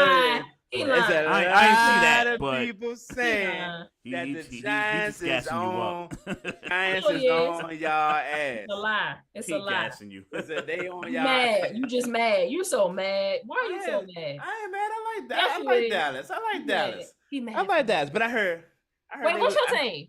My team's Pittsburgh Steelers. Oh, that's right. You're not a Commanders fan. No. Hell no. I know. Hey, shout out new ownership though. Yeah, sure, for sure. I'm gonna get killed for that tomorrow too, cause I just got finished. I got this cat at work. He says that every 2 weeks or so, he's like, "Bruh, I just want to ask you a real question." I'm like, "What's up? You from DC? How the hell are you not? Here you go. How are you not a Commanders fan and you from DC?" And every 2 weeks or so, I gotta be like, "Well, when I started playing, every 2 weeks or so, it's crazy." Yeah, every 2 weeks or so. I say, well, my grandfather, who was a Redskins fan, when he figured that I might play football, he showed me tapes of the Steel Curtain. That says a lot about your team, but no, one way or the other, I became. But they were even good. Like, that's the crazy part. If you're talking about when you were coming up, that team was still like they were still winning Super Bowls. Defensive line, though. And stuff. Defensive line is where I was touted to play as a kid. So they were showing me Pittsburgh. Gotcha. They wouldn't. Okay. Yeah. Everybody in my household knew that I was going to be a defensive tackle at a very young age, and I never lost the weight. So. Hey. Yeah, but all that to say, what's projections for the Cowboys? What's going on? Yeah, what do you do? Over. If y'all see me looking down, I'm gonna be honest. If y'all see me looking down at my phone, it's because I forgot to put this betting ticket in for this game tonight. Oh no problems. No problems. I'm a mom. I multitask, so I hear everything and I can do my thing. Take the over for the Cowboys at 12 and a half. Jeez. 12 and a half. Take the over. 13 wins. So they winning at least 13 games in your mind. 13. NFC East chance. Here's the deal. Y'all do know we went 12-5 the last. That's true. Yes. That's true. Yes. It's not hard for Dallas to grind out another game. That's just, I don't know why people act like that's so far fetched. Like, I'm talking about one game. One more game. That's schedule tough though. I think that we grind out maybe an extra game last year if we simply had the ability to stop the run. The run, yeah. And now that we will, I like what I see.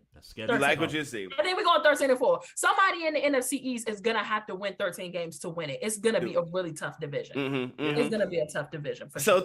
So 13 games. All right, so that's the regular season. Yeah. That's the regular season. So now, obviously, you in the playoffs, and now you got to deal with the big wigs. Now, in my mental mind, it's only two big wigs you're concerned about. San Fran and Philly. How you feel like you shape up? I mean, I don't really care for either team. Of course not. We gotta talk about them. Of course not. So. If they match up towards each other, you mean if they play each other? No. How do you think? That's a game. They on the schedule. Yeah. How do you think Dallas is going to fare? Okay, well, let me ask you. Y'all going to the damn Super Bowl. Thank you. That's what I was getting to. Are y'all going to the damn? Thank you, Trey. Are y'all going to the damn Super Bowl? Why y'all ask me these questions knowing darn well y'all don't want the answers? I want the answers. I want you to talk your shit, Ashley. Yeah, we going to the I don't know. Come on. Hey. No. This is the time. You're not setting me up, bro. You're not setting me up, bro. Like, you ain't gonna have people walking past you on the street. Who was that girl you had? And now you're concerned now. I'm good. No. But. What's the ceiling? Then what's the ceiling? It is clearly NFC Championship or bust. Okay. Or bust. For sure. Okay. At minimum. Okay. I can respect that. And listen, it is championship or bust. They have got to NFC Championship or bust. They've got to get there, bro. How you feeling about that? How you feel about Dak Prescott? I feel like if Dak can keep his bestie away, so maybe we don't bring back Zeke at all. I think that with his bestie out of the picture, we got a chance. Okay. Interesting. All right. Yeah. I can't. All right. Ash, I hope that we were not a percent as intense as Sports After Dark is. Because I'm gonna tell you something. You be coming in Sports After Dark. I do it. I do it like once every, because I'm rarely up that late. Only time I'm up that late is if I'm partying or if I'm being nasty. Those only times I'm up that late. So every now and then, I mess around and catch a good afternoon nap and be up that late, and I'd be like, let me see what they're talking about. And when I tell you, one day I even thought, man, let me raise my hand and see if I can get a little comment in there. But the way that some of y'all people be talking to some of y'all other people, I was just like, hey. Here's the deal, though. And I'm sure it is a great listen. I just don't want to be involved in it. Here's the deal, though. The thing is that most of the people that you hear talking or update, these are people that we've been talking to almost every day for the past year. Sure. Yeah. So you really don't. This is why we tell people to like come in, be consistent, because you learn personalities. You'll learn that somebody might say, "Shut up," and it's not a real shut up, because in the next sentence they'll be like, "Yeah, but that's my man. That's my man. You want to be my man?" And I'm like, "What the." Y'all do. Y'all know what y'all do. I love it because I've always. By the way, I don't do that. Yeah. No, I get it. I've always wanted. It's funny. Joy came into space. She's been in the space a couple times. She's fiery. It's so funny. Yeah, she's super fiery, but they go on mute when she get in there. They some suckers. Yeah. Suckers. Whenever Joy come up in the space, don't nobody got to say, and I'm like, bruh, y'all be, and she has said it on her radio. So she's like, whenever I go into her space, they always talking trash. When I come in, they be on quiet. So I called them out. I said, y'all better stop getting on quiet when she come in here. Yeah, they don't want to get embarrassed. Yeah, one of the first things she said to me with one of the first time she came in, she said, I love it. Yeah. Keep going. Like, it's what people need, and it's right. I ain't gonna lie, man. Friends become foes. Like in football time, I didn't realize how bad. Like last year, yeah. Like I mean, I ain't gonna. Some folks that we got into it with, and was just chilling with them at the Super Bowl in Kansas City. Like it's so weird. Yeah. Like it's so weird. But people know that certain sports bring out the emotions. Listen, you always gonna get a mic if I see you up in there and you want a mic, and I mute people and tell people to shut up. And they obey me. So, but not and for real, they good folks. Yeah. It's just regular trash talk, and I love it. I've always wanted to be a part of something like that. Always. Yeah, you're definitely doing your thing. I hope we provided just a little bit of a calmer. This was good. Just a little bit calmer. Cause we like to talk. You know what I'm saying? We like to talk our little shit. But I was in there like, oh my God. What? You said what? Yeah, it ain't for me. Like, it's so funny because it's just too intense for me to talk because right. Because here's the thing, I'm gonna tell you a real story about me and me. You ever been in Facts and Stats? No. I think it's intense than my joint. Yeah, because what I do, I be like, well, what's up then? Where you at then? Because I would rather wrestle with you and know that we can wrestle and be cool after a wrestle. Here's what I've learned though. Yeah. Is most times when those types of things happen on stage, the brothers go in each other's DMs and be like, yo, my bad. Right. That's what's that is what I've learned. I can respect what that. happens. That's what's up. Yeah, that's typically what happens. And if it's super blatant, then some people will come up and grab a mic and be like, look, I disrespected you in front of people like that. That's what's I up. apologize. That's what's up. That's what I mean by like, that's what's up. It can, oh man, it's so overwhelming when you first come in there. I get it. It's so overwhelming. But that's why we tell people, stick with us. And we telling y'all, it really is a vibe because 9 times out of 10, that's typically how it happens. Oh, they terrible on the stage, but they're in the DMs like, yeah, all right, bro, yeah, my fault. I appreciate that or whatever. Like, yeah, that's what's up. That's what's up. I don't think that people. There are the select few, but in general, people don't seek to just be disrespectful and mean to people. It just happens to come out in the midst of talking sports. And what else? It's nothing else like that in the world. That absolutely like that outside of sports, like that will literally. Have you on 1,000 like sports do. So it's a good vibe. That's what's up. That's what's up. I realized we gonna be late tonight, man. I'm not even running till 11. Yeah. So they got me till 12:30. You better than me. You better than me. They got me till 12:30. I realized with Twitter Spaces that was just a thing for me because I was working from home all those days, and now that I'm working out of the office more times than not, I just haven't had the interest for Twitter Spaces unless it's something that's like interesting to talk about, unless y'all like do like I think the one space I came into actually was y'all was doing black sitcoms or something like that, and I was like, oh, you know what, let me come in here and see what they're talking about. That's light. That's a light conversation. Y'all talking about black sitcoms and the theme songs and stuff. And that got aggressive a little bit too. It got aggressive in there a little bit. Okay, well, just for my knowledge, did y'all concede what was number one? I think it was TV shows that you're talking about. Right. The black TV shows. The black sitcoms. I don't know if it was black though. Oh, it was sitcoms period? Yeah. Was it sitcoms period? Okay. Yeah, because I was trying to throw Boy Meets World in there. Oh, okay. Okay, so maybe in my mind I was just thinking about black sitcoms. Well, I don't watch many white sitcoms, so I just wanted to know if Martin was number one. That's all I wanted to know. What was the consensus? I think the consensus was Martin at 1. Okay. I always say that. This is maybe an argument that me and Trey, a debate that me and Trey have. Because for some reason he feels like Martin isn't the best sitcom known to Well, man. I said it's top 3, and Bro, I said there were people in that space that did not have Martin top 10. Well, they don't deserve to be in that. Well, they don't deserve to be in that conversation. They don't deserve to be in that conversation, and if they don't even have Martin in the top 10, like that's I ain't gonna hold you. I ain't gonna hold you. I raised my kids on Martin. This man only watches Martin.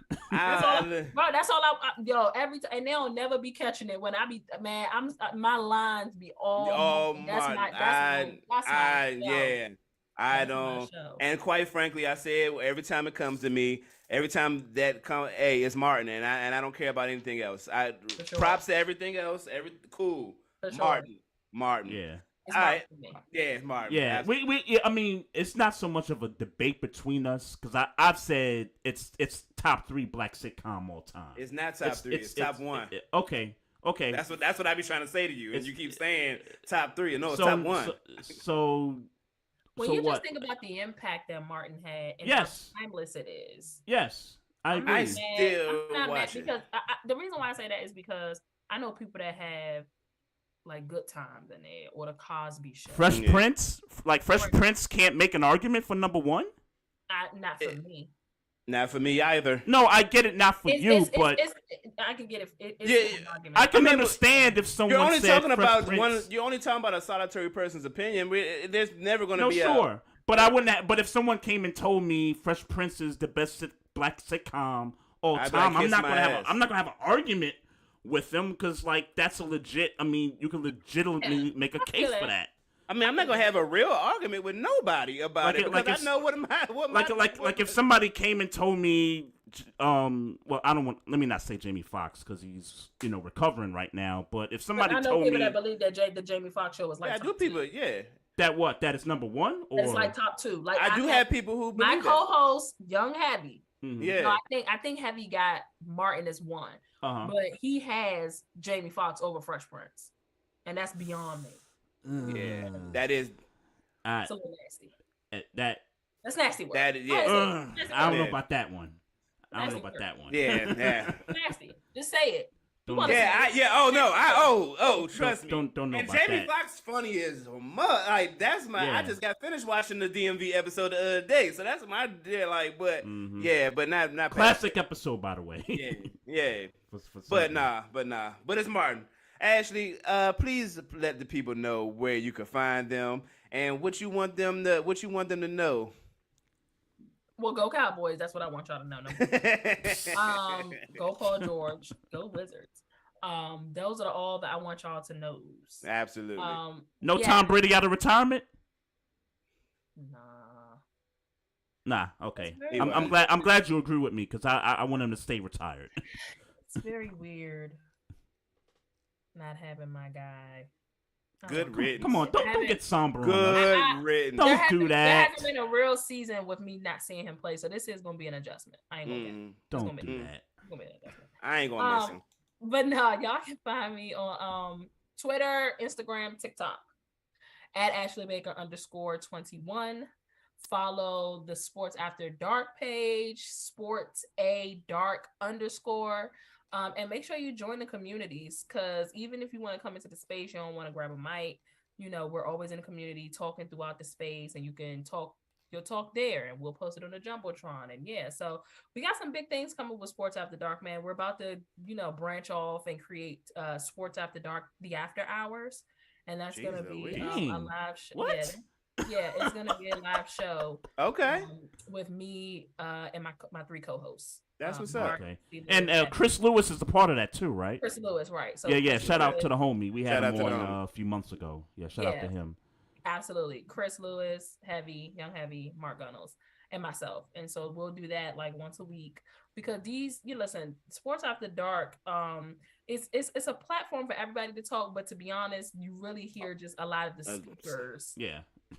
Perspective on things because we just sit back. We'll ask questions. We'll engage. We'll go back and forth and stuff, but we want to really get in depth and for y'all to see like, we do this. This is what we really do. Right. So when I say after hours, we just mean not past 3-4 o'clock in the morning, just the after hours after Sports After Dark is not on at the moment or something like that. So gotcha. We're going to have guests on and it's going to be a big reveal and we intend on launching it like in July. That's what's up. So it's coming down. It's coming down the pike. So y'all stay tuned for that. That's what's up. No doubt. That's no what's doubt. up. Shout out my guy Carlton Henry in the YouTube live chat. He said his Lions is taking down Dallas Week 17. Just thought I'd say that to you on your way out. Yeah. What's his name? Carlton. Carlton Henry. I don't know if you know my guy C. Hen. See week 17, Carlton. By that time, we'll be on a 6-game winning streak. Sheesh. Shots fired. Shots fired. Let's go. Hey Ash, we appreciate you. Appreciate you, Sean. We gotta get together at some point. Yeah. Oh, wait a minute. Before I go, make sure when you go to my page, register for my anxiety conversation that I want to have. Oh, yes. Absolutely. It's cool. Listen, I am to be honest, I'm gonna be very, very, very transparent right now. Yeah. My anxiety is very high right now. For some reason, it's been like this since before the show. Can I tell you? I don't know why. It just is. Yeah, I get it. Yeah. I get it. I'm a sufferer of general anxiety, and for those that are listening and watching that deal with the same thing and think that you can't push through, I literally just pushed through an hour show. I That's have what's done a up. million shows. I've been on with these guys before. There's no reason for my anxiety to be crazy, and my anxiety is on it. Y'all saw me looking down. That was me looking at my heart monitor because my heart rate isn't like the and I don't know why. Wow. I mean, it's anxiety. I know why, but I'm like, why is it? You know what I mean? So if you can't push through, you can. That makes me feel good that you allowed us to make you feel at ease. Yeah, absolutely. And I you listen. Yeah. Come to the conversation. Again, go to my page. It's the pinned tweet at the top. Register. It is May 24th at 7 p.m. And we're going to talk to anxiety. Dear anxiety. We're going to talk about how we see anxiety, how we are going to cope with anxiety, and how we intend on conquering anxiety in the future. So I'm going. It's a roundtable conversation, man. So there. Feel free to tap in. Sponsor limited, y'all. So yeah, please make sure you tap in. That's what's up, Ashley. We appreciate you, Slaughter. We see you in these streets, man. We see you out in these streets, Slaughter. We proud of you. We glad you're shining. Keep going, man. Keep going. Y'all. Thank y'all for having me on. All right, be safe out here. All right, good night, guys. Yeah. All right, appreciate it. Ashley Baker right there. Sports After Dark, Twitter Space. Find her there on Twitter. Also, she does have a YouTube show also, so make sure y'all check that out also. Shout out to X Squad Radio in the chat. Shout out. What up? We ain't see Big Kev 303 in a minute, man. Oh yeah. Shout out to you, man. Shout out to Big Kev. His Nuggets is in the conference finals. Yeah. And I ain't gonna hold you, Slim. I got them winning the finals. Yeah, bruh. I got them winning the finals, bruh. Bruh, I got them winning the finals. Bruh, so what year was it, bruh? I think me, you, and shout out to the homie Melvin. We were at your crib watching the Eagles Patriots Super Bowl. Yeah. And I don't feel like we ever rooted for a team that wasn't ours so that hard that game. I'm feeling like this NBA championship, like I'm rooting for the Nuggets. I'm going hard for the Nuggets. Pause. Yeah. I'm rooting for the Nuggets, man. I'm not going that close because let's be clear. The Philly had dreams and nightmares that year, and that was sure. Yeah. I get it. I only know no rappers from Denver. So well, look, I'm just telling you what motivated me. Sure, I got you. Yeah, I got you. I think what motivates me in these conference finals is that number one, don't know if I think people know by now, but this is the same Final Four from the bubble 3 years ago. Right. We hate Boston on this platform. We don't root for anything Boston here. As a Knicks fan, I don't care for the Heat all that tough. And the Lakers already got 17 championships. I don't want to see them win another one. Now, on an individual level, if LeBron get his fifth one, then I'm going to be happy for LeBron. Yeah, but it's not like his legacy changes when he wins this ring. Like, right. The conversation is going to be, ooh, can he get one more to tie Jordan? I think that's what's going to be the conversation. But I don't think him winning a fifth or sixth ring for that. Maybe a sixth ring might change it, but a fifth ring don't change the conversation of is he better than Jordan? Nothing. Yeah. And that's the only real conversation you can have about LeBron. That's a relevant that could add to his legacy. Right. Is he ever going to be better than Jordan? And I think we know at year 20. We know the answer to that. Year 20. I think the conversation is, ooh, he got 5. Let's see if he can get the 6th one. Do you? But I'm saying maybe. But in my mental mind, let's keep it a buck. Yeah. If he wins 6 rings, now I don't want to make this a long conversation. If he wins 6 rings, is he better than Jordan? No.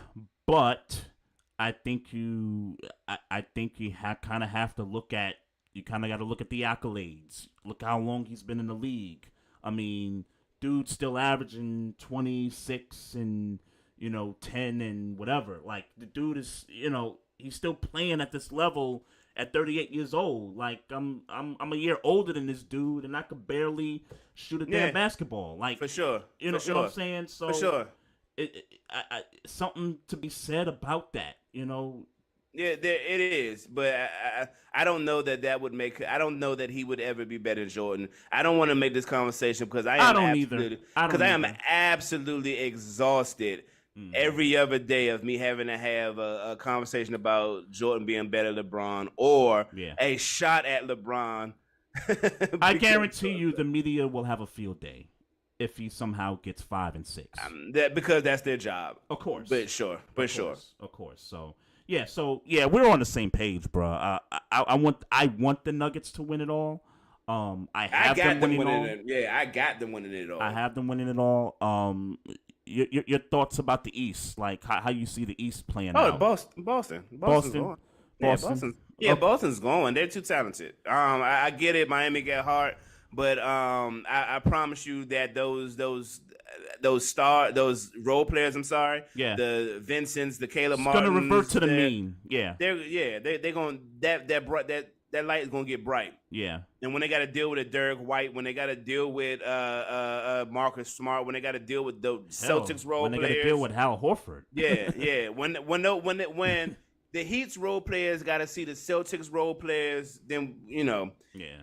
I mean, all you got to say is Brown and Tatum and case closed. Right there. Right. Basically. Case closed. I mean, I like Bam, but I don't think he's gonna be as effective in this series. I mean, the way Al Horford was doing the work on Embiid in the previous series, I gotta think here that he's just about to do the same thing with Bam. So Celtics in 5. Celtics in 5. You know what? I'll do better. Sweep them. Get them up out of there. Get the Heat up out of there. I don't know if it has to do with the fact that we couldn't beat them. I think it does. But get them up out of there. And look, I don't like Boston. I don't like the city of Boston. Like, I don't root for their teams. Like this. Right. This is hard for me to say this. You know. Right. But you talked about talent, and Boston's got it. So yeah. I get them up out of there in 4. Yeah. And as far as the Nuggets, how many games that series goes? 6. I was thinking along 6. Yeah, I was thinking along 6. But props to the Lakers for getting to the for sure, man. For sure. I mean, we had conversations. I mean, not a lot of us even had them sniffing this round. Or the Memphis round. Memphis, right? Until we saw them when how when they stole game 1, but but props to them, man. And against the Warriors, man, like that series. And for me, I brought it up last week, a couple weeks ago.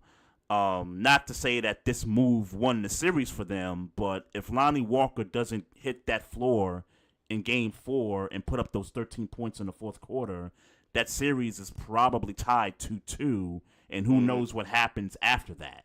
Sure. But for the fact that you go up 3-1 on the Warriors, that's a big deal right there. Yeah, for sure. And they closed them out pretty good too, man. That was a 20-point win in Game 6. It was ass whipping, for sure. Yeah, for certain. Sure. One more thing. So what happens in your mind to the Warriors at this point? I know we dove into it a little bit. I'll make it short. I don't think Draymond stays. Yeah. And honestly, they better find a way to find some heart, because the heart is leaving. Yeah, I think the heart is leaving. Right. Yeah. They got an interesting offseason. And that Jordan Poole stuff, him and Draymond, like that stuff kind of lingered the entire year. Yeah. From my perspective. And it's clear that if Draymond don't go, then Jordan Poole got to be looking at it like, yo, if y'all gonna keep this dude here, like, y'all gotta get me up out of there.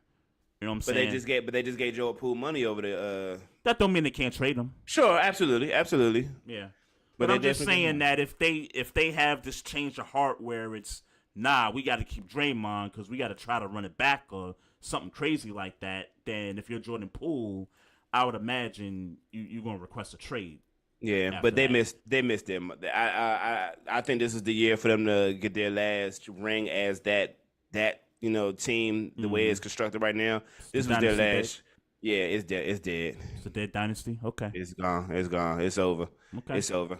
All right. Ja Morant. Quick thoughts on Ja Morant.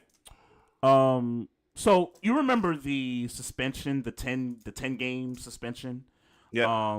And I thought immediately that just wasn't enough. That was just more about I want to get back on the court in time for the playoffs, and not so much, hey, I'm working on myself, I'm trying to get right and stuff, because 10 days of worth of games is not enough to get yourself right. In my opinion, based on what the conversation he and Jalen Rose had. So to see him in this light again, flashing the gun, and I don't know did the league come down with He's suspended. He's suspended. But not the amount of games yet. Like that hasn't. No, he's suspended indefinitely by the Grizzlies, not Gotcha. the NBA, by the Grizzlies. By the Grizzlies. Okay. Yeah. All right. So if you're the NBA, and this is gonna sound harsh, and I'm just kind of speaking off rip. Would a year suspension be too much? Yeah, it's based too much. on this. Yeah, it's too much. Okay. I mean, I can respect that. I can respect here's that. Why. Here's why it's too much. Mm-hmm. One, guns are what you're upset about. You're not upset about him doing something illegal. You're upset about him doing something that makes the league look bad. You know, as far as image wise. Yep. Image wise. Yep. So he did nothing wrong per se. He didn't do nothing wrong. But I think him doing this again, like this is wrong because you work for the NBA and right. I can't go to my job and I can't go to it's certain things I can't do in my job, and certain things you can't do at your job. Yeah. So I guess it's not wrong is the wrong way to put it.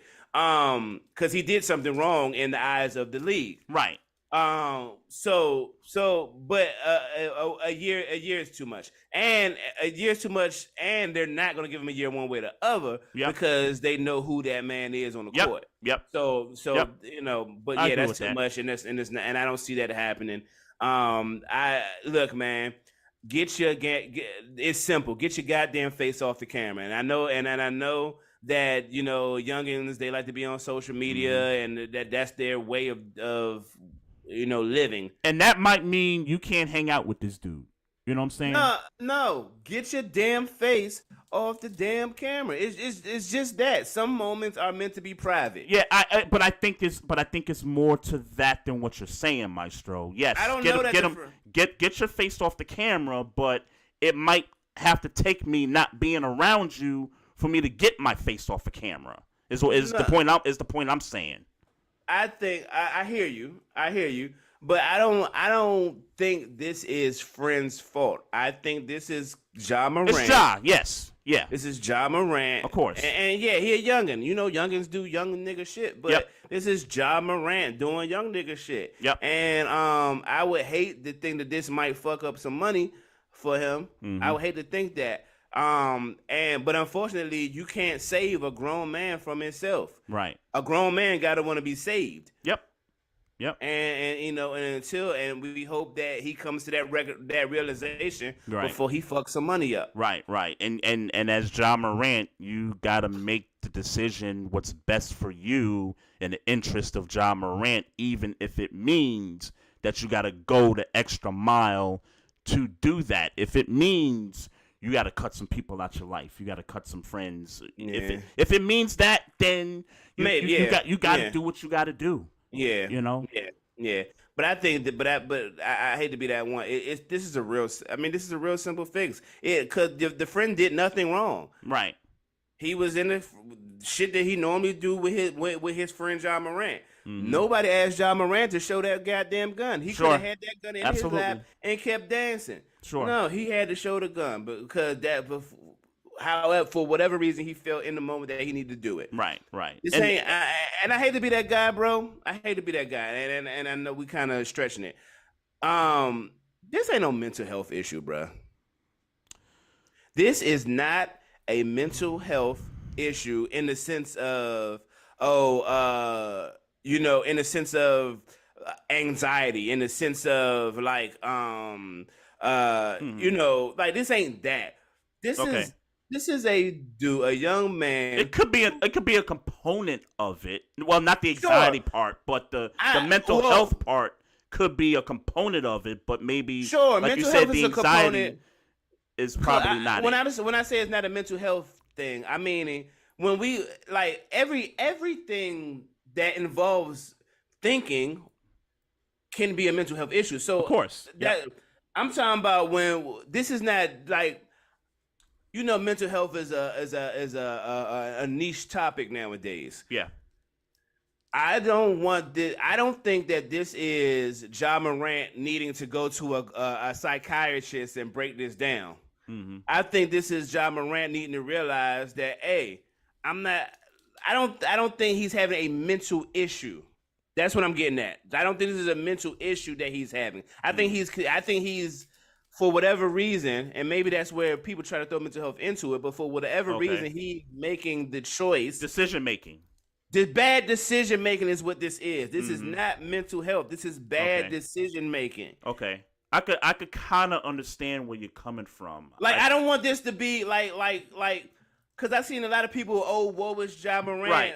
Woe, the first time, I'm talking about the first time. Yep. Woe is Ja Morant. He going through something, and that's why he would do that. No, my nigga, you was like, nigga, just don't show the gun. Right. Like, this is not you had no reason to take the gun out. You had no reason to take it out and do this. Right. Both times, you had no reason. You could have just been partying. Right. With your hands up. Like, this is not an episode of Iyanla Vanzant. Like, he doesn't need to go on Fix My Life. This ain't that. Nigga, that I understand. That I can get understand. your shit together. Stop trying to like that mental. I feel like that mental health component was raised so we can woe is me, and he can get some grace within the public and within the court of public opinion. Yeah. In real life, my nigga, just stop doing wild shit. Yeah. And I get that takes some time to grow to that. Decision making can be mental, but in the sense of it being having to do with anxiety, I agree with you. I don't think there's levels to this mental health shit. Yeah. Stop putting what he's doing on the level of anxiety or those real issues. It's not that. It's not that. It's just you're making dumbass decisions. Yeah. And I hope that he learns to stop making dumbass decisions before he fuck the money up. Well said, bro. That's where I'll close with. Well said, bro. Shout out to everybody in the YouTube live chat, Facebook live, watching us on Twitter. We appreciate everything that y'all do for the show. We appreciate the support. Ashley Baker, we got to thank her too. That was appreciate you. Second time around, dope conversation with her. Hopefully, the show and her and we're all local here, and so hopefully one day we'll get to meet up one day. Appreciate everybody out there. Continue to follow us on our social media. Check us out on the gram at Barbershop Sports Talk Podcast. Check us out on Twitter at Barbershop SPOR2. The YouTube channel. Subscribe to the channel. Click the like button on the Facebook page. Our email address if you got questions or comments. barbershopsportstalk1 at gmail.com. And if you listen to this podcast on your iHeartRadio, your Spotify, your Google, Apple Podcast, drop us a review. Let us know what you think about the show, and all that good stuff, man. Bruh, excellent week, man. This was great. Once again. No doubt. Everybody have a great week. We'll be back next week with another dope one. And as always, folks, mind your damn business. And drink some water.